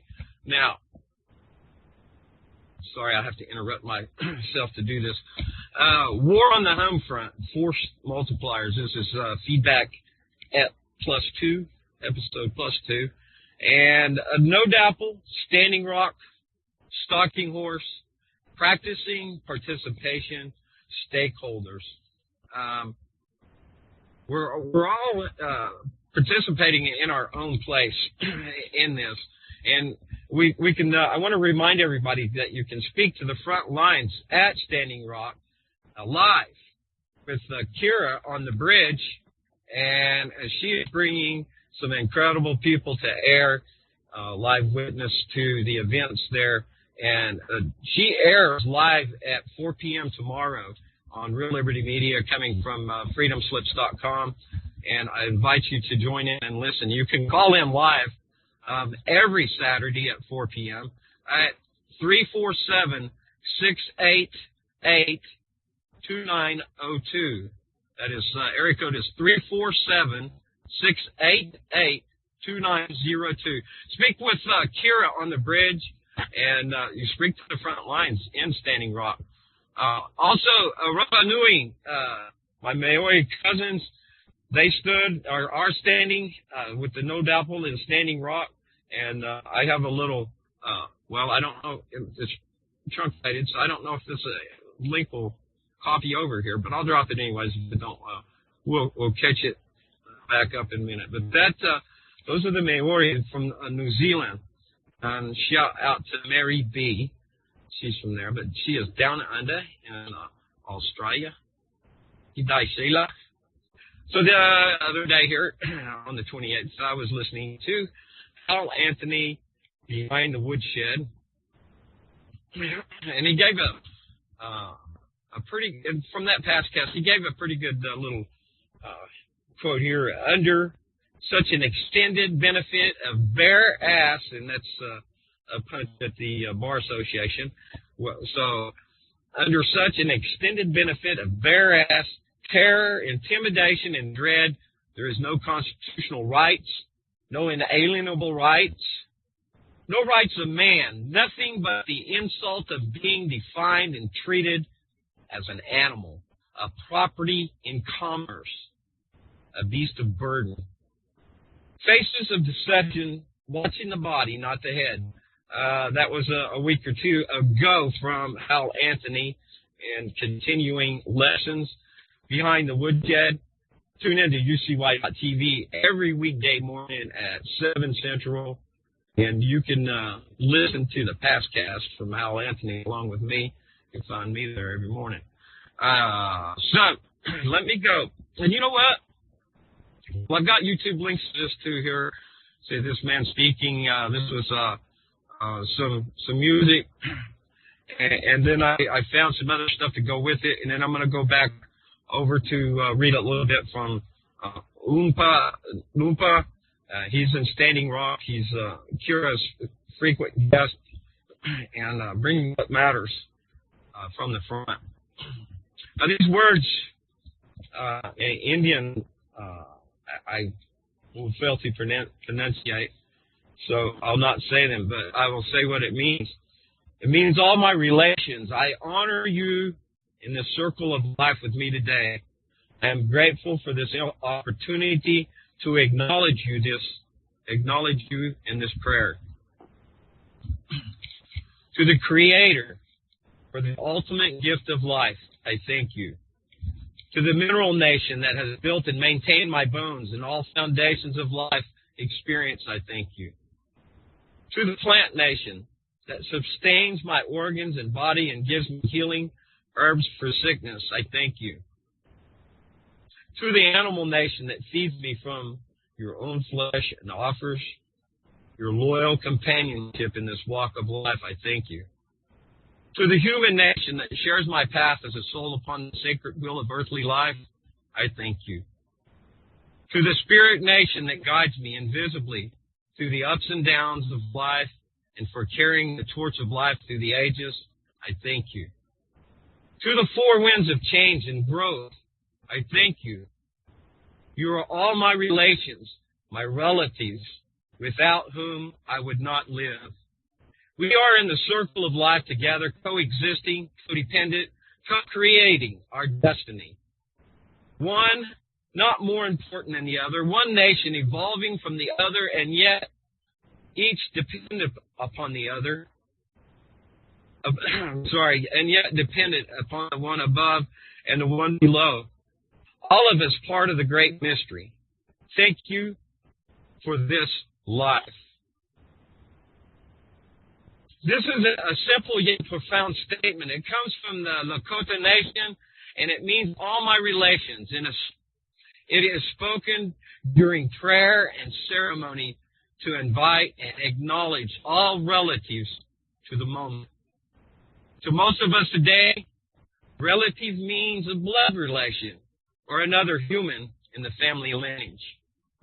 We have not been taught that we have not been taught that an entity other than human could be a relative.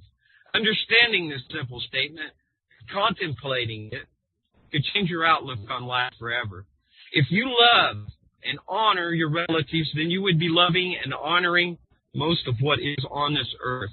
If you lived by this meaning of relative, what a different world we would be living in. Set with this statement, see the truth in it. Everything is related because it all emanates from one source and has purpose.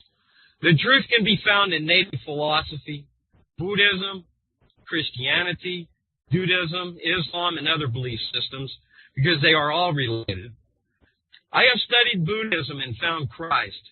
I have studied native philosophy and found Buddha. I have studied Mother Nature and found self. Truth does not owe homage to humans. Humans owe homage to truth. Aho. It's taken in part from wolfwalkercollection.com. Let me go there to finish this from Oompa Loompa. 7 council fires, the proper name for the people commonly known as the Sioux, is Esha Owin, meaning the 7 council fires. The original Sioux tribe was made up of 7 council fires. Thank you. This is from Oompa Loompa with Kira Young and 99 others, and me included. Again, this I don't speak Lakota, so I'm not even going to try to pronounce it, but I'm going to read what I can. Do you believe the Black Hills are sacred? Have you ever actually stated this belief? Hundreds, if not thousands, are willing to die on a windswept plain in the middle of nowhere, North Dakota, but are not willing to protect our ancestors, what our ancestors called the heart of everything that is. You know what? Let me sit down and see if I can read this. So the Lakota translate is to wake up and think. Lakota creation story teaches that our people emerged from the wind cave in the Black Hills. Our ancestors resisted the Mila Hunksa invasion by waging war to save the Black Hills from the colonizers and their insatiable greed and avarice. I'm willing to rise up to defend what has not yet been defiled and destroyed in our people's birthplace. I am willing to rise up to defend the Treaty of 1851 and of 1868, to rise up and defend the truly sacred. How about you? If one wishes to be a meaningful part of this movement, one should understand and accept that they are a living reflection of this movement. Every day we should strive to think, talk, and walk in balance. Being a warrior is to place the defenseless above oneself. A warrior's first duty is to protect and defend, not to be violent. Do you have that type of strength and fortitude within you to face cowardly and terroristic government-sponsored violence against unarmed and prayerful people? We sincerely hope you do, as I said that the Lakota Nation will prove to be the only beginning. Thank you. And thank you, Kira Young, on that bridge and bringing this forth every week, and so we can hear from these people. We're talking about the media. Well, thank you, Julieta. You posted this morning, I think, again on CNN. Also, who was it? Yes, that was it. I do believe. And that fella, he was talking about how there wasn't even the label on the mic for CNN when that interview. So there's a lot of brave people standing out there. And realize a lot of this emotion comes from passion. And that's a good thing mostly, right? When we die, and metaphorically, then we get back up and never say goodbye. The needs of the many outweigh the needs of the few or the one. Do we save ourselves or the rest? Wondering obstacles at best. It's cloud thinking, though, sometimes, right? And we got to look for the right action. And we go back, and I'll have to scroll up. We'll scroll back up in just a minute. But looking at owner versus the possessor and how it mediates and let me try this word. Almulate. Sorry, Al. So that's the feedback, right? And remember the stalking horses. Believe me, there is a lot going on. I've seen it, myself in Bunkerville, and we know it's going on up there. So, no dapple, standing rock, stalking horse, practicing participation, stockholders. And now we're rounding out back to 9/11. We've got about 10 minutes. So I'm going to give both you guys 5 minutes each to close. Who wants to go first? Go ahead, Jimmy. Okay. Well, you got into some completely other stuff, so I was looking at yeah.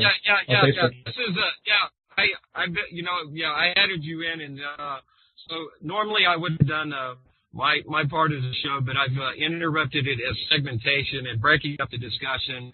So this is a way I've done it different today. And I don't know, it was fun for me. I hope everybody else enjoyed it. But I'll give you 5 minutes, and I'll give let's say 5 minutes, and I'll come back and give some salutations in. So take it 5 minutes. Okay. Well, I've tried to hopefully show that what I'm interested in is only the truth here. So I'm not interested in defending like George Bush. I wasn't a Bush fan. I was for Al Gore. So I'm not a Bush fan. I'm not totally against him either. Sawing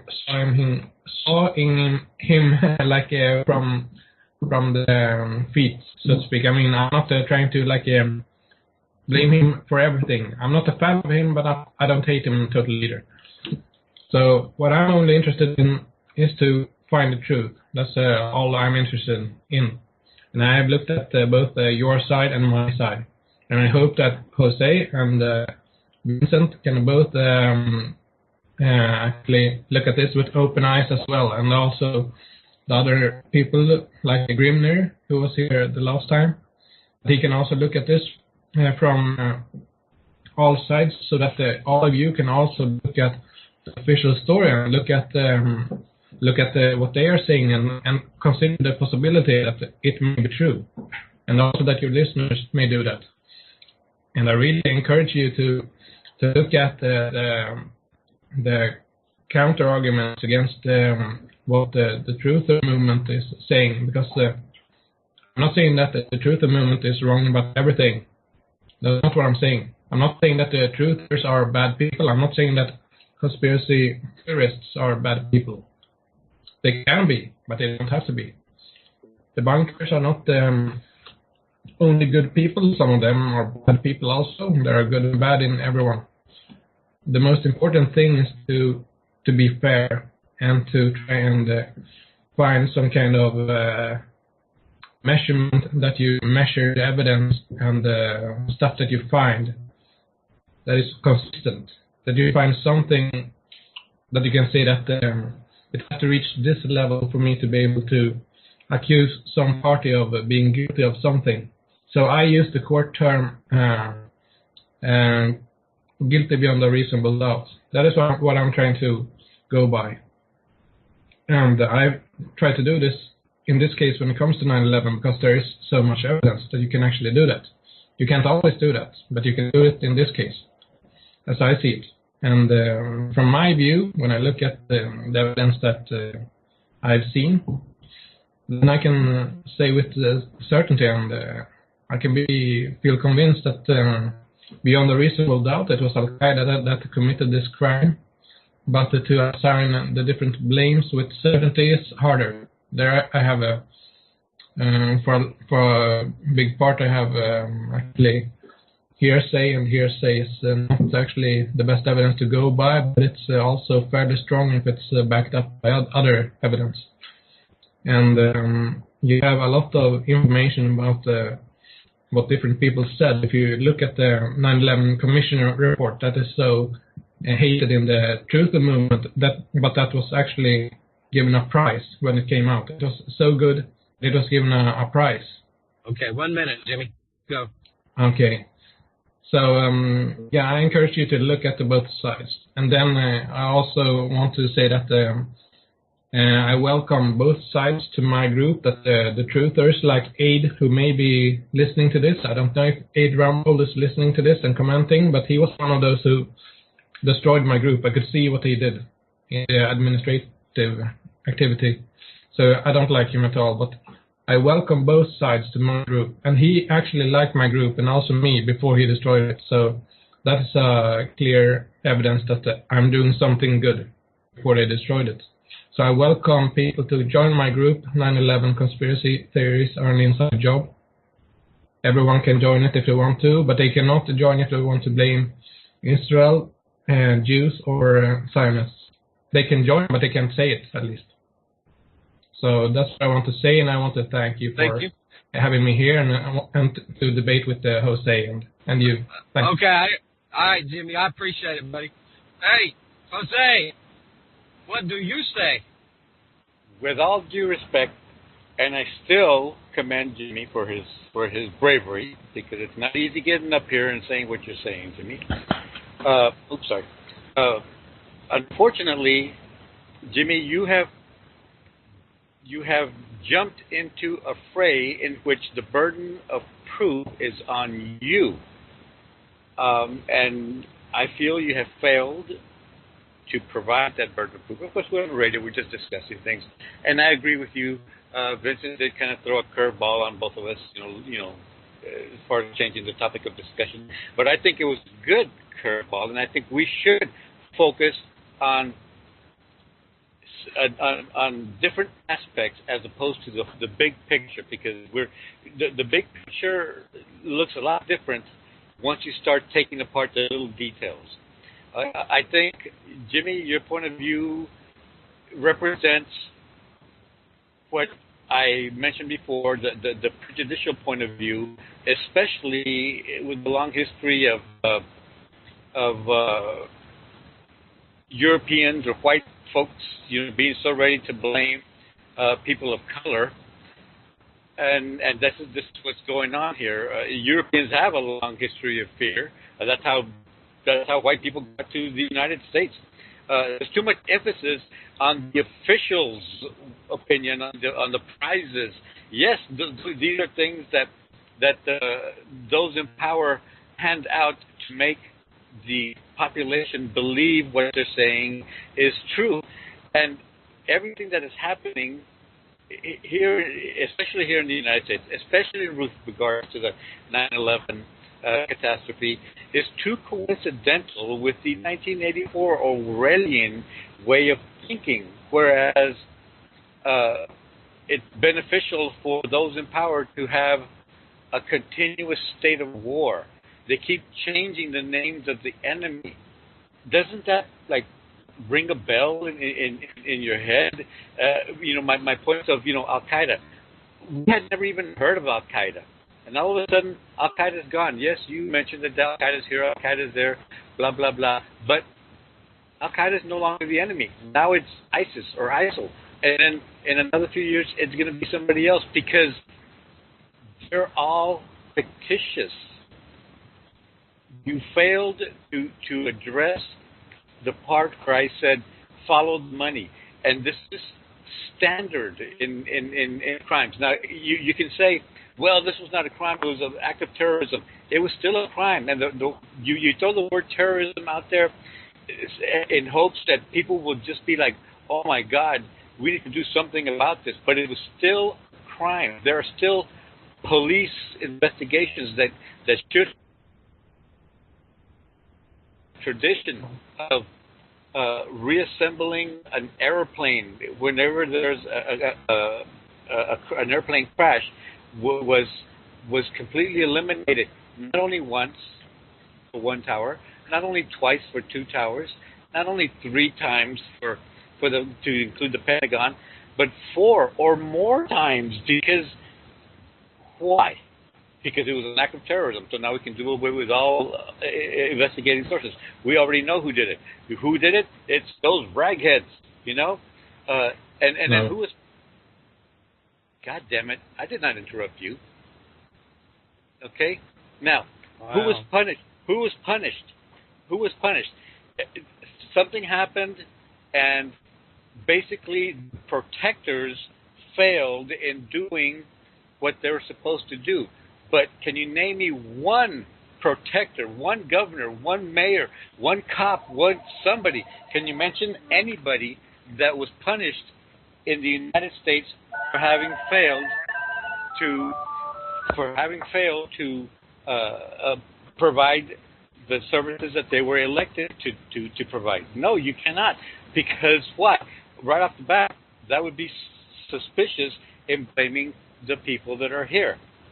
The people who I think conspired to do this.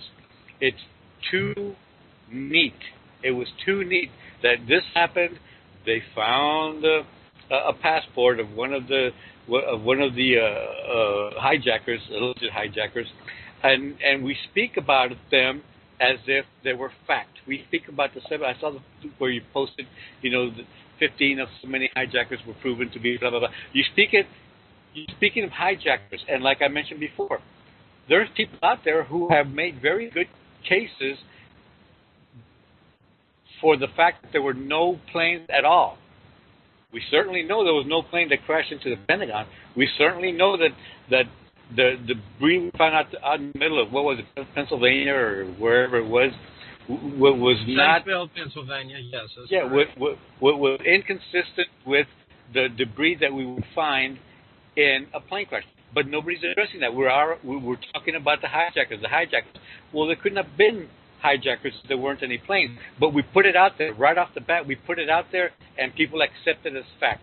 Why do we accept it as fact? Because of prejudicial points of view.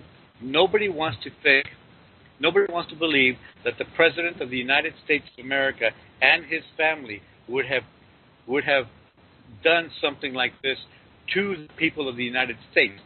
But if you look at the history of the United States, this is not the first time. It's not the first time something like this has happened. And we don't find out about it until that information is declassified, decades after the fact. And what can we do about it now? And I think this is going to be another example, and we'll find out. Maybe we'll live long enough to find out, holy crap, Jose was right. Jose, I think you are right. You certainly ain't wrong. Jimmy, to be fair, I'm going to give you 1 minute, and we'll come back and give Jose another minute. So I know Jimmy had something else to say. I seen you commented on a post that I'm sorry I can't keep up with it. And I have a little more to say, too. For a Moose Girl, the Mighty Moose. She'll be on later tonight. This is Freaker Friday. And the Freaker's Ball, Grimner, and Moose Girl, the Great Grimner and the Mighty Moose Girl's continuing adventures on the Freaker's Ball, y'all. Grammy's coming up, too. She'll be coming up at 6 o'clock in the Land of Oz time. That's Ozark, or Arkansas, and Kansas at the same time. But anyways, yeah, if you're not in Kansas, you can still come along and blast off in Grammy's rocket chair. And then Demon A-Tracks follows with some music. And I have some segue to come out with and a little more content, and this will be to Moose Girl. And so, Jimmy, 1 minute. Okay. Well, pretty much everything that Jose said is unfounded. He has evidence for none of it. Actually, none of it. I know it. So the problem is that he makes a lot of lofty claims and a lot of suspicions at different groups and why they did this and that, and it's all false. So it's a bit hard when he's saying that, we're blaming Al-Qaeda because we hate brown people or something. That's totally false. Totally false. I mean, Al-Qaeda have themselves said that they would attack in the U.S. Osama bin Laden had actually put out 2 fatwas saying that he would attack the U.S. and Americans, that they were like targets that were fair to attack. So, I mean, it's a bit hard to swallow to just sit here and just listen to these false claims like it's supposed to be some kind of racist bullshit, when actually they were doing this because they said that the U.S. supported Israel and stuff like that. So, I mean, try to be more focused on the truth, I feel. And I don't think Jose is, with all due respect to him, I don't think he's open to the possibility that it was actually like the official story said. I don't think he actually considers that. Okay. Thank you, Jimmy. And you got a lot of comments over there going on the post on your group. And I'd be willing to give you 5 more minutes after my next segment if you'd like. If you'd like to go gather those. Julieta commented too, I see, but I'm not at that spot.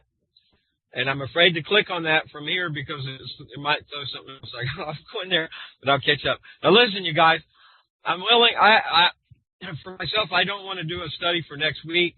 So I'm fixing to go traveling. I went and got my ticket, so I'll be headed out. So I'm going to get some stuff started to tie some things together here for myself on my trip.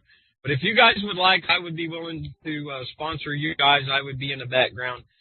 If you guys would like to have at it next week, I would be more than happy to do that. So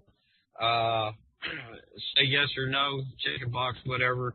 Jimmy, go over there and gather the best thoughts from your folks over there on your group, and I'll give you 5 minutes. Jose, I'll give you 1 minute right now and then 5 minutes following if you'd like to continue just a little bit more. And if you'd like to come back next week, you guys say yay or nay. Well, I'm willing to come back next week. I'll take my minute. I don't think I need 5 minutes. I've pretty much said everything that I've wanted to say, and it just seems to fall right in line. How I make the point that it's easier to blame colored people than it is to blame white people, and Jimmy takes offense at being accused of that, but he doesn't deny it. Okay, and as I pointed out to him, he's the one that came on the air making a claim. It's the burden of proof is on him. I am a truther. What truthers do is ask questions, and we expect those questions to be answered. And when the answers are inadequate, we ask more questions. This is the problem, that the questions we have been asking have been ignored. Like I said, when a plane crashes, this happens always, except during 9/11. Why? Because brown people were to blame. Okay, when a crime is committed, this happens always, but it didn't happen this time. Why? Because we knew brown people did it. Okay, I have also evidence. I can give you websites. I can give you books. I can give you more information about how the Bush family looks very suspicious. But the Bush family is the one that came right out and said right off the bat, you're either with us or you're with the terrorists. And of course, the dominant majority does not want to be with the terrorists, so we're with you, President Bush. Yes, we believe you. Now, how can you have truth when the leader of the so-called free world has already said, you're a terrorist unless you agree with me? Okay? And I'll concede my 5 minutes to Jimmy so he can have 10 minutes to be able to combat that because he hasn't proven anything. He hasn't provided any information other than his opinion. Well, we appreciate you. Oh, you cut. I'm sorry. I walked over you. You clip it. Well, I appreciate it, Jose, and we'll see if Jimmy wants to come back next week, and you guys can continue. We're 10 minutes after, but I do like to finish this out. Jimmy, why don't you jump in for a second real quick? Do you want to come back next week? Sure. Okay. Well, I'll tell you what. Instead of the 5 minutes, Jose conceded his. We'll cancel that. Take and gather the points from your group. If they'd like to listen to this and find our fallacies, because I'm sure every one of us have a fallacy involved here. Well, why don't you gather that up and let's plan for next week. Same bat time, same bat channel. Like a bat out of hell, it's a tribute to Tenacious D. This has been Get Back, Jack, Black Friday. Oh, my. Black is racist, right? Yep, the brown man. So we talked about that. But on a long, lonesome road stood a demon. It was plain to see. It was you and me. Be as angels? Nay, some say nay. We are but men, a tribute to remember, for a matter of opinion. Wish you were there on the quest. Indeed. So, this continues. Oh, I'm sorry, I'm interrupting me. Jimmy and Julieta are talking on my post. That is wunderbar. Now, then, where are you? There it is. On a Google. Now, this was a quote I put in. So, at Really Media there in the chat, you can add exclamation point quote and add a quote by people. And I like to have fun and add some stuff by some others of me, like paraphrase, plagiarist. And so I had one that was from who I titled made his name to be the Religious Nutter. And his quote was, "Kill them all and let God sort them out." Now, I saw it, and he didn't quite get it, but I thought the name of the guy saying that stuff would clarify it. So Moose Girl and I had some comment back and forth, and I hope that I expressed the nuttiness of the Religious Nutter. And so these are, these demons that we face along the way. And that was a segment from Demon 8 Tracks, playing some, as some people call it, weird music. Definitely music that I've been exposed to. I kind of enjoy because it's new and different to me, and I like to look at new and different things. But some old and not so different things of the variety on religious belief, right? So this comes from, and thank you, Moose Girl, very much. Sorry, Jimmy, I see your comments, but I can't keep up. So thank you very much, Moose Girl, for prodding me on this cast. This will so was broadcast. What? So was I supposed to talk for 5 minutes, or did you scrap that? Well, I'll tell you what. If you'll hold on until I get done with my segment here, I'll allow you a little bit more time, and then we'll give it a sign off until next week. So if you'll hang on, and I'll conclude, and then I'll bring you back in, and we'll say salutations. Okay? Very good. Sure. So the nuttiness. Where was I? The nutty. The varieties of religious belief. So if I can pull these other notes that are not my shirt pocket. Oh, here they are. The noodle. What's the circle call it? The ball bag. No, the ball sack. Yes, ball sack. The brain. The noodle.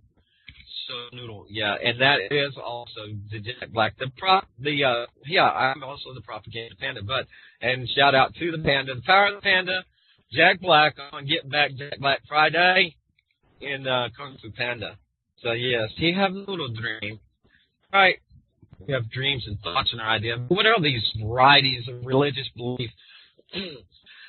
Let me read. And this is this man here is of great intelligence and far more probably than I.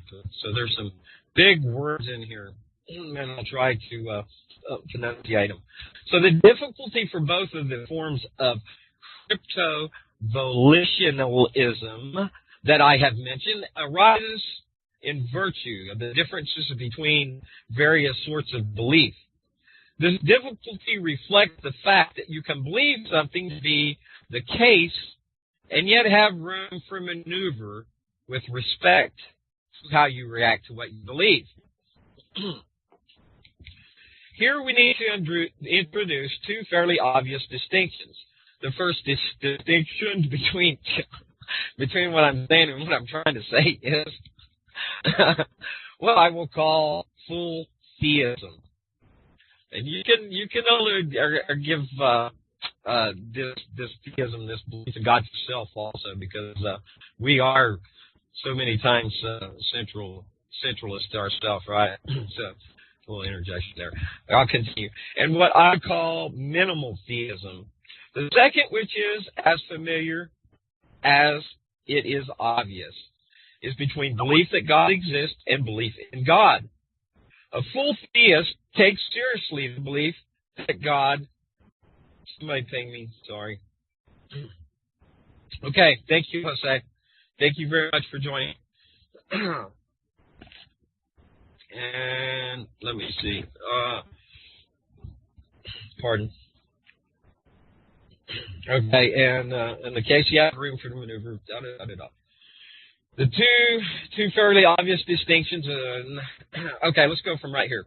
A full theist takes seriously the belief that God exists and focuses upon and pays attention to the nature of God. The belief is central to, rather than peripheral to, his system of beliefs. It dominates, or at least heavily influences, that system and is the focus of much of his attention. Minimal theism, on the other hand, has minimal significance for one's other beliefs. That is, its role in the system of beliefs of the person who holds it is isolated. The system of beliefs of the person who holds it is minimal. It makes little difference to the rest of our beliefs and is, in this regard, rather isolated. It may be a belief whose content has numerous connections with the content of other parts of one's system or of beliefs, and it may even be believed by the person who holds it to have those connections. One second as I move this. Oh no, now I lost myself. Dog darn it. Give me a second. Person. I'm sorry. The person knows it. A minimal. But the role it actually plays is minimal. It has little influence on other beliefs and little influence on behavior. A minimal theist unreflectively accedes to the proposition that God exists, but does so in a detached and uninvolved way, paying little attention to the significance of the belief. Now I can scroll here and not lose myself, I think. Next paragraph. It is likely that minimal theism will also be minimal in its content. Given the unlimited role that minimal theism has in the life of the person who subscribes to it, it would be surprising if they were to be very rich and elaborate in its content. That is not altogether out of the question. Someone might have learned an elaborate and rich religious story, and he's able to answer by heart, and yet without heart, questions about the details of the story without any of this meaning much to him. Oh my. Let me interrupt there at that point. Yes, somebody that I know that their granny's dying,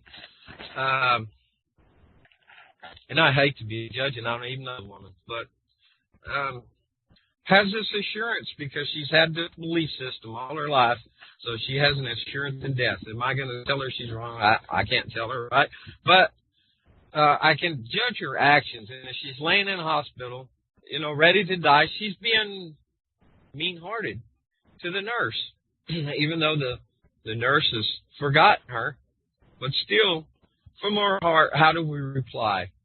And Loose Girl, this was what I was trying to interject out of that religious nutter comment of kill them all and let God sort them out. It's really what is in the heart and what is expressed. Do what we believe, does it mean anything to us? Now, the listeners here at Real Liberty Media, many, I won't judge, but I will judge because I see the good in y'all. And I stand in judgment. I stand in judgment of you. I stand in judgment of God. And I stand in judgment of myself. And we all should stand in judgment of one another. And when things are not right, we need to speak up. We need to speak out. We don't need to allow it. Continuing. But there must be, of course, but there must, of course, be why can't I say? Speak a simple word. But there must be, of course, be enough, I'm just going to go, be enough content for the belief to count as theist belief. To be a minimal theist is to accept that God exists. A being would not be God unless it were thoroughly good, powerful, wise, and kind, and so forth. To believe that God exists obviously does not require believing there to be a being who is understood to have all the attributes that are traditionally ascribed to God, not to mention all the attributes that are actually possessed by God, if God exists. But to believe that God exists requires believing some subset of the total set of propositions that are typically believed about God. This continues on, and I'm going to stop right there, and I'm going to give you a few minutes here, Jimmy. You can preposition yourself for next week. And we don't really, we don't have any time to open new topic here for further discussion and debate. So, round out. I give you this moment to finish up your thoughts for today and contribute. Okay. Well, I don't, like Jose said, I don't understand fully your segments here. I don't understand how they are relating to this, but okay. Be that as it may, I think your listeners understand it.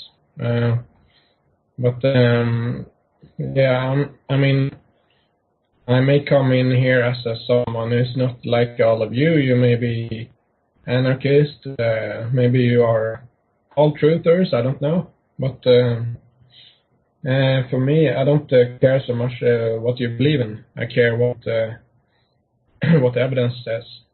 So I hope that your listeners can be open-minded not only to conspiracies and conspiracy theories, but that they can also be open to the fact that other theories can be correct. And Jose strikes me as someone who does not want to consider that proposition, so to speak. All right. So if you judge Jose, you have to judge yourself, and he has to have the opportunity. So yeah, we can't judge the other person in their heart. That was the whole point of what I was discussing there.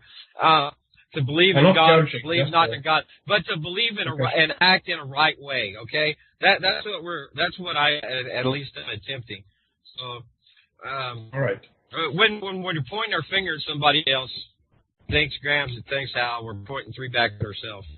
So no, but I'm just saying that it doesn't seems like that from what it's saying. That's all I'm saying. I don't know if it's true or not. I don't know. Maybe it is. Okay. I can't say. Well, we can't take the time then to cast stones because Jose is gone.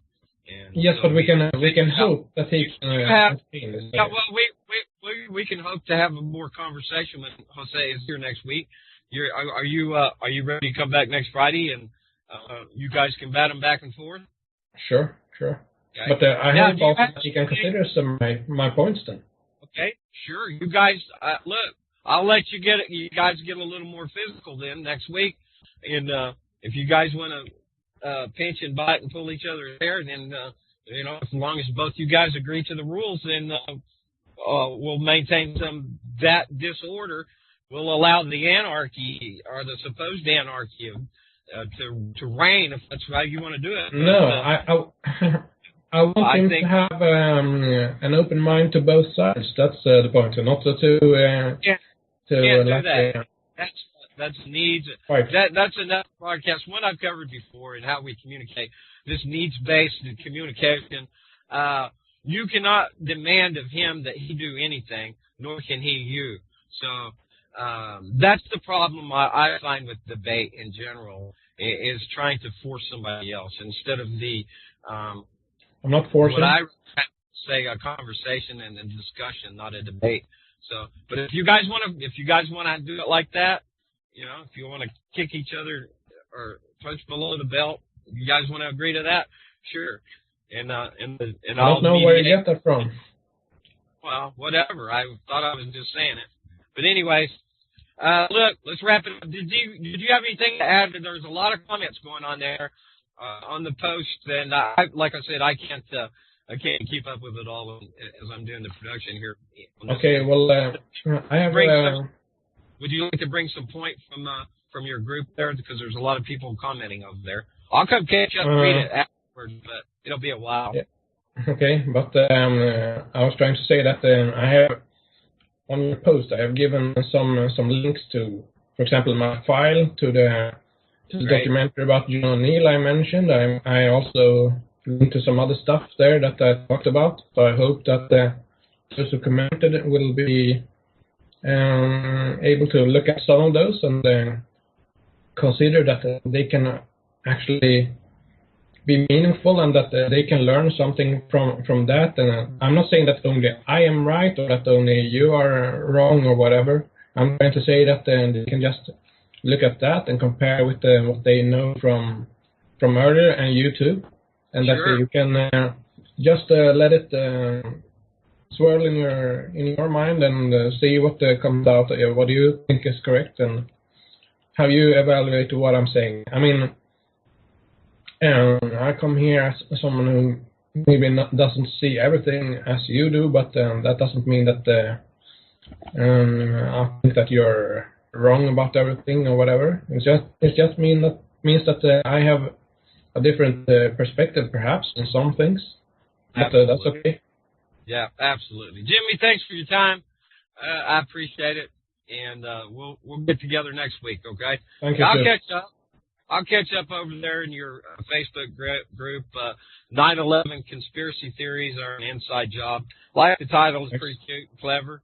And I'm sorry for the destruction that you experienced over there.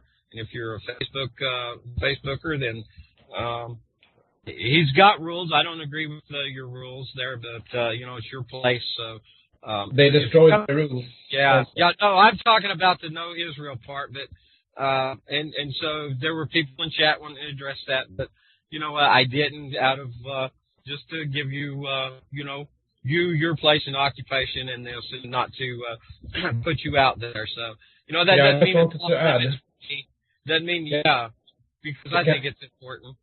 Sure, but can I just add that they actually removed even the rules? They removed all the rules as well when they destroyed my group. So I haven't, for now, I haven't even reinstated the rules, because they deleted even the rules file. They deleted everything. So I only have one file right now. But I'm trying to go by my previous denial of these kinds of theories. Yes, sorry. Sure. All right, Jimmy. Thank you very much. I appreciate it. We'll talk to you next week, okay? Yeah, thanks a lot. Thanks a lot. Okay, thanks, everybody, for tuning in here live. We've got a lot of folks, and I'm sorry I couldn't keep up with all that. That was a lot of information going through there. I really appreciate y'all. And and then over on the Facebook, man, that was all kinds of stuff. Like I said, couldn't keep up. I did this broadcast a little differently today. I segmented the in-betweens. And so it's official. I'm committed. I've got my ticket, and I'm headed west. I'll be going in stages, if not on the stage, but I will probably sing out along the way, and somebody might tell me I should be on the stage the next one out of town. But you know what? Sing and dance, laugh, be happy. This is life's journey. It's not the destination. It's the ride. Greyhound sucks. Millions and millions and millions of hits if you do a search on that. But all the breakdowns I've been, the many thousands of miles I've ridden, and I've flown a lot more, or, well, maybe as many. I don't know. But I quit flying some years ago, and not even sure if since 9/11. My status to be able to escape the border. Thank God they're building a wall to hold me in. Mr. Gorbachev, tear down that wall. Yeah. So remember, the low-hanging fruit ain't always the sweetest. Climb high, my friend, climb high. Reach for the stars, reach for the sky, aim high. Go Air Force! And this has been brought to you by the Armed Forces, reminding you, yeah, Grimner, I've been committed, that war is peace. Do not think for yourself. We have official, non-fake news available for you. Do not think, my friend. It'll all be good in the end. Hey, thanks for UCY.TV for the chatters coming over and listening here. Bombard y'all from Mr. Will Robertson. I think we're well into Nathan Frazier land. Yeah, great guy. Anyways, where am I at? I'm over here. Turn around. Oh, yes, I do remember. Frickers Friday! Grammy's coming up here in about 3.5 hours, blasting off in a rocking chair. And this broadcast today is dedicated to Grammy Mary also, because I was reaching in all my pockets, girl. Oh, what was that? I pulled it out. Oops.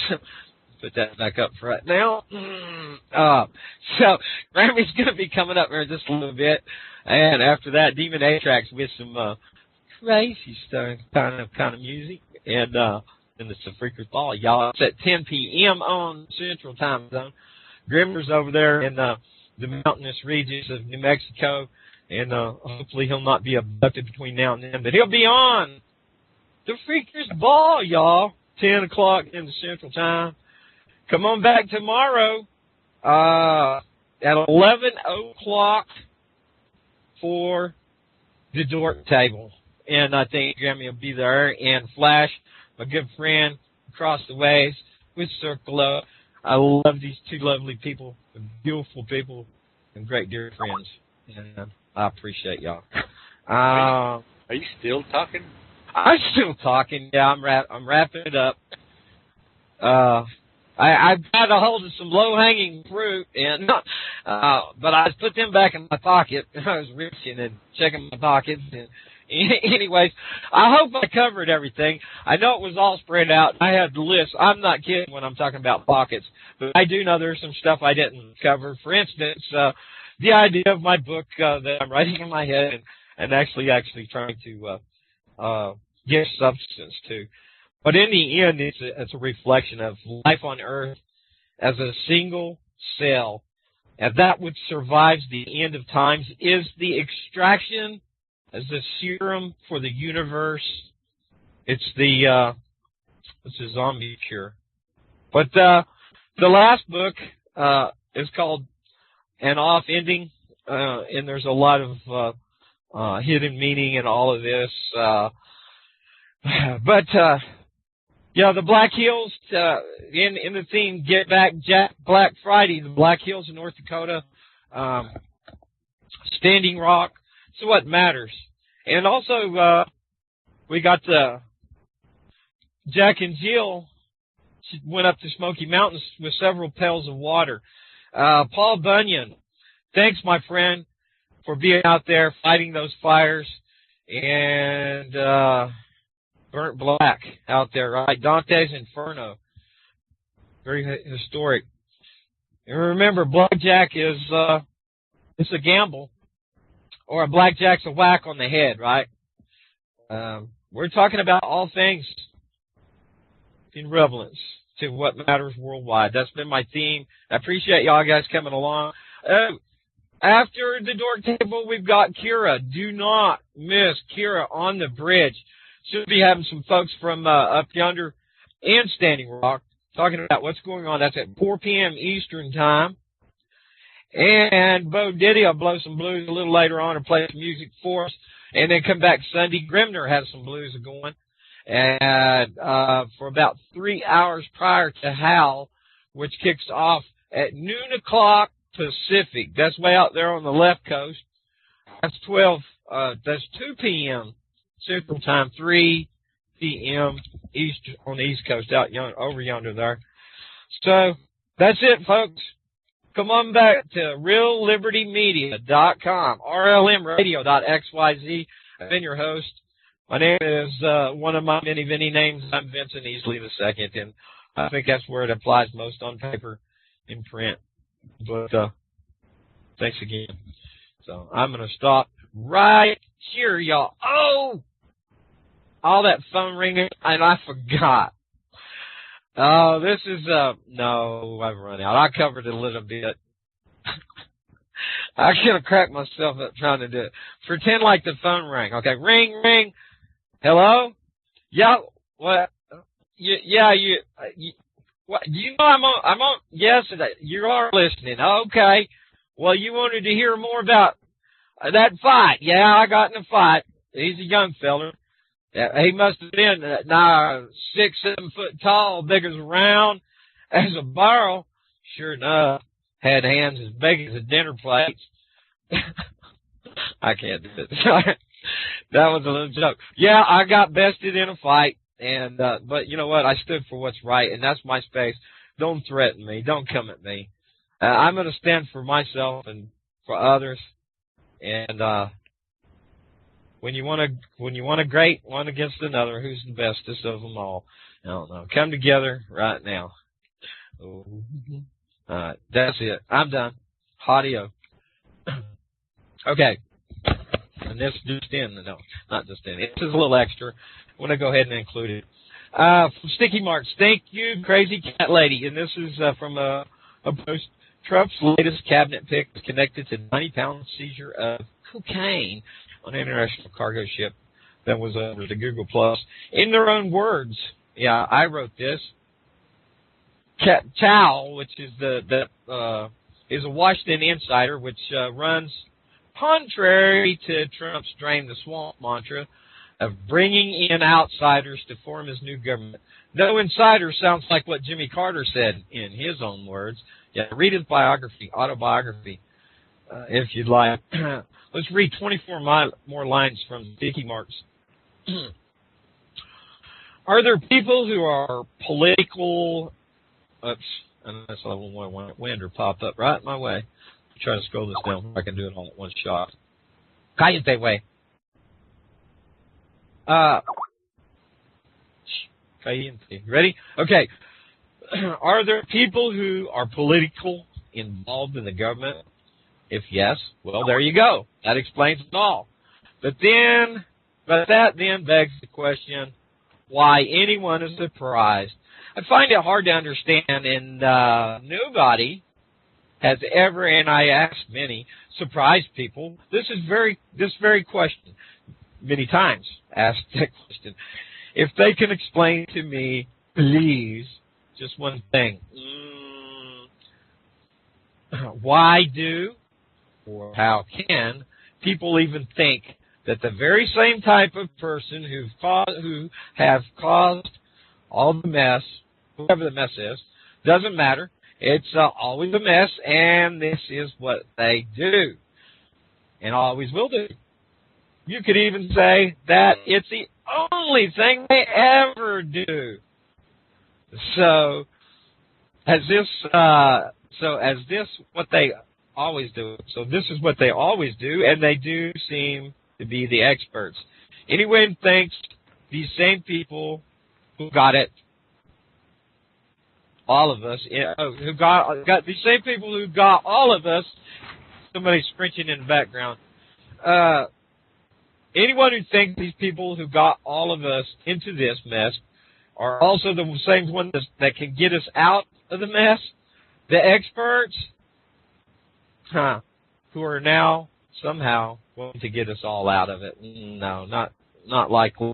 She says, learn peace from this crazy cat lady. Yep, thank you, dear. I appreciate it. And sorry where I butchered that up, but I think we got the content. Okay, I see you over there, Jose. What are you doing? All right. There you go. I was trying to unmute because I'm listening. Yeah, I'm listening. Okay. Learning.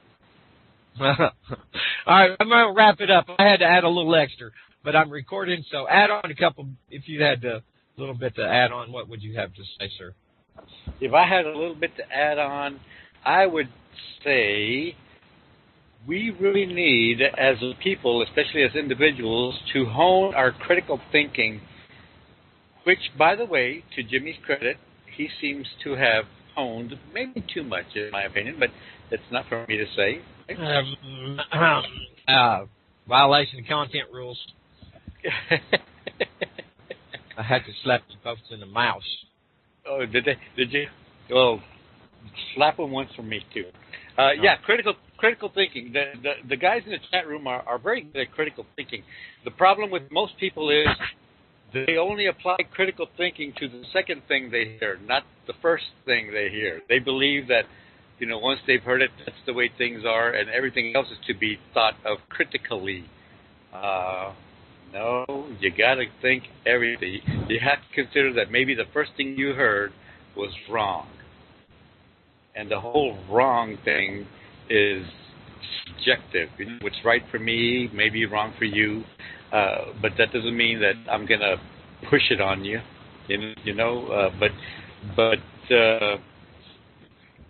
when we do these things, when we think critically, we have to accept the fact that other people's experiences lead them to have different opinions based on the same information. And that's all I got to say about that. Hey, thanks. That's a good segue to say adios. And adios. Vaya con Dios. Au revoir. Adios. Hasta luego. Culero güero. Just trying to Avida say. That's the one. That's for you, Hans. Avida say. And maybe you can that translates to Swedish somehow. Sure, betcha. All right, we done talking now, y'all. Thanks for listening, folks. Come on back next week. We're gonna have a jihadist and a jihadist time or something like that. Don't poke fun at the hillbilly now. Peace, y'all.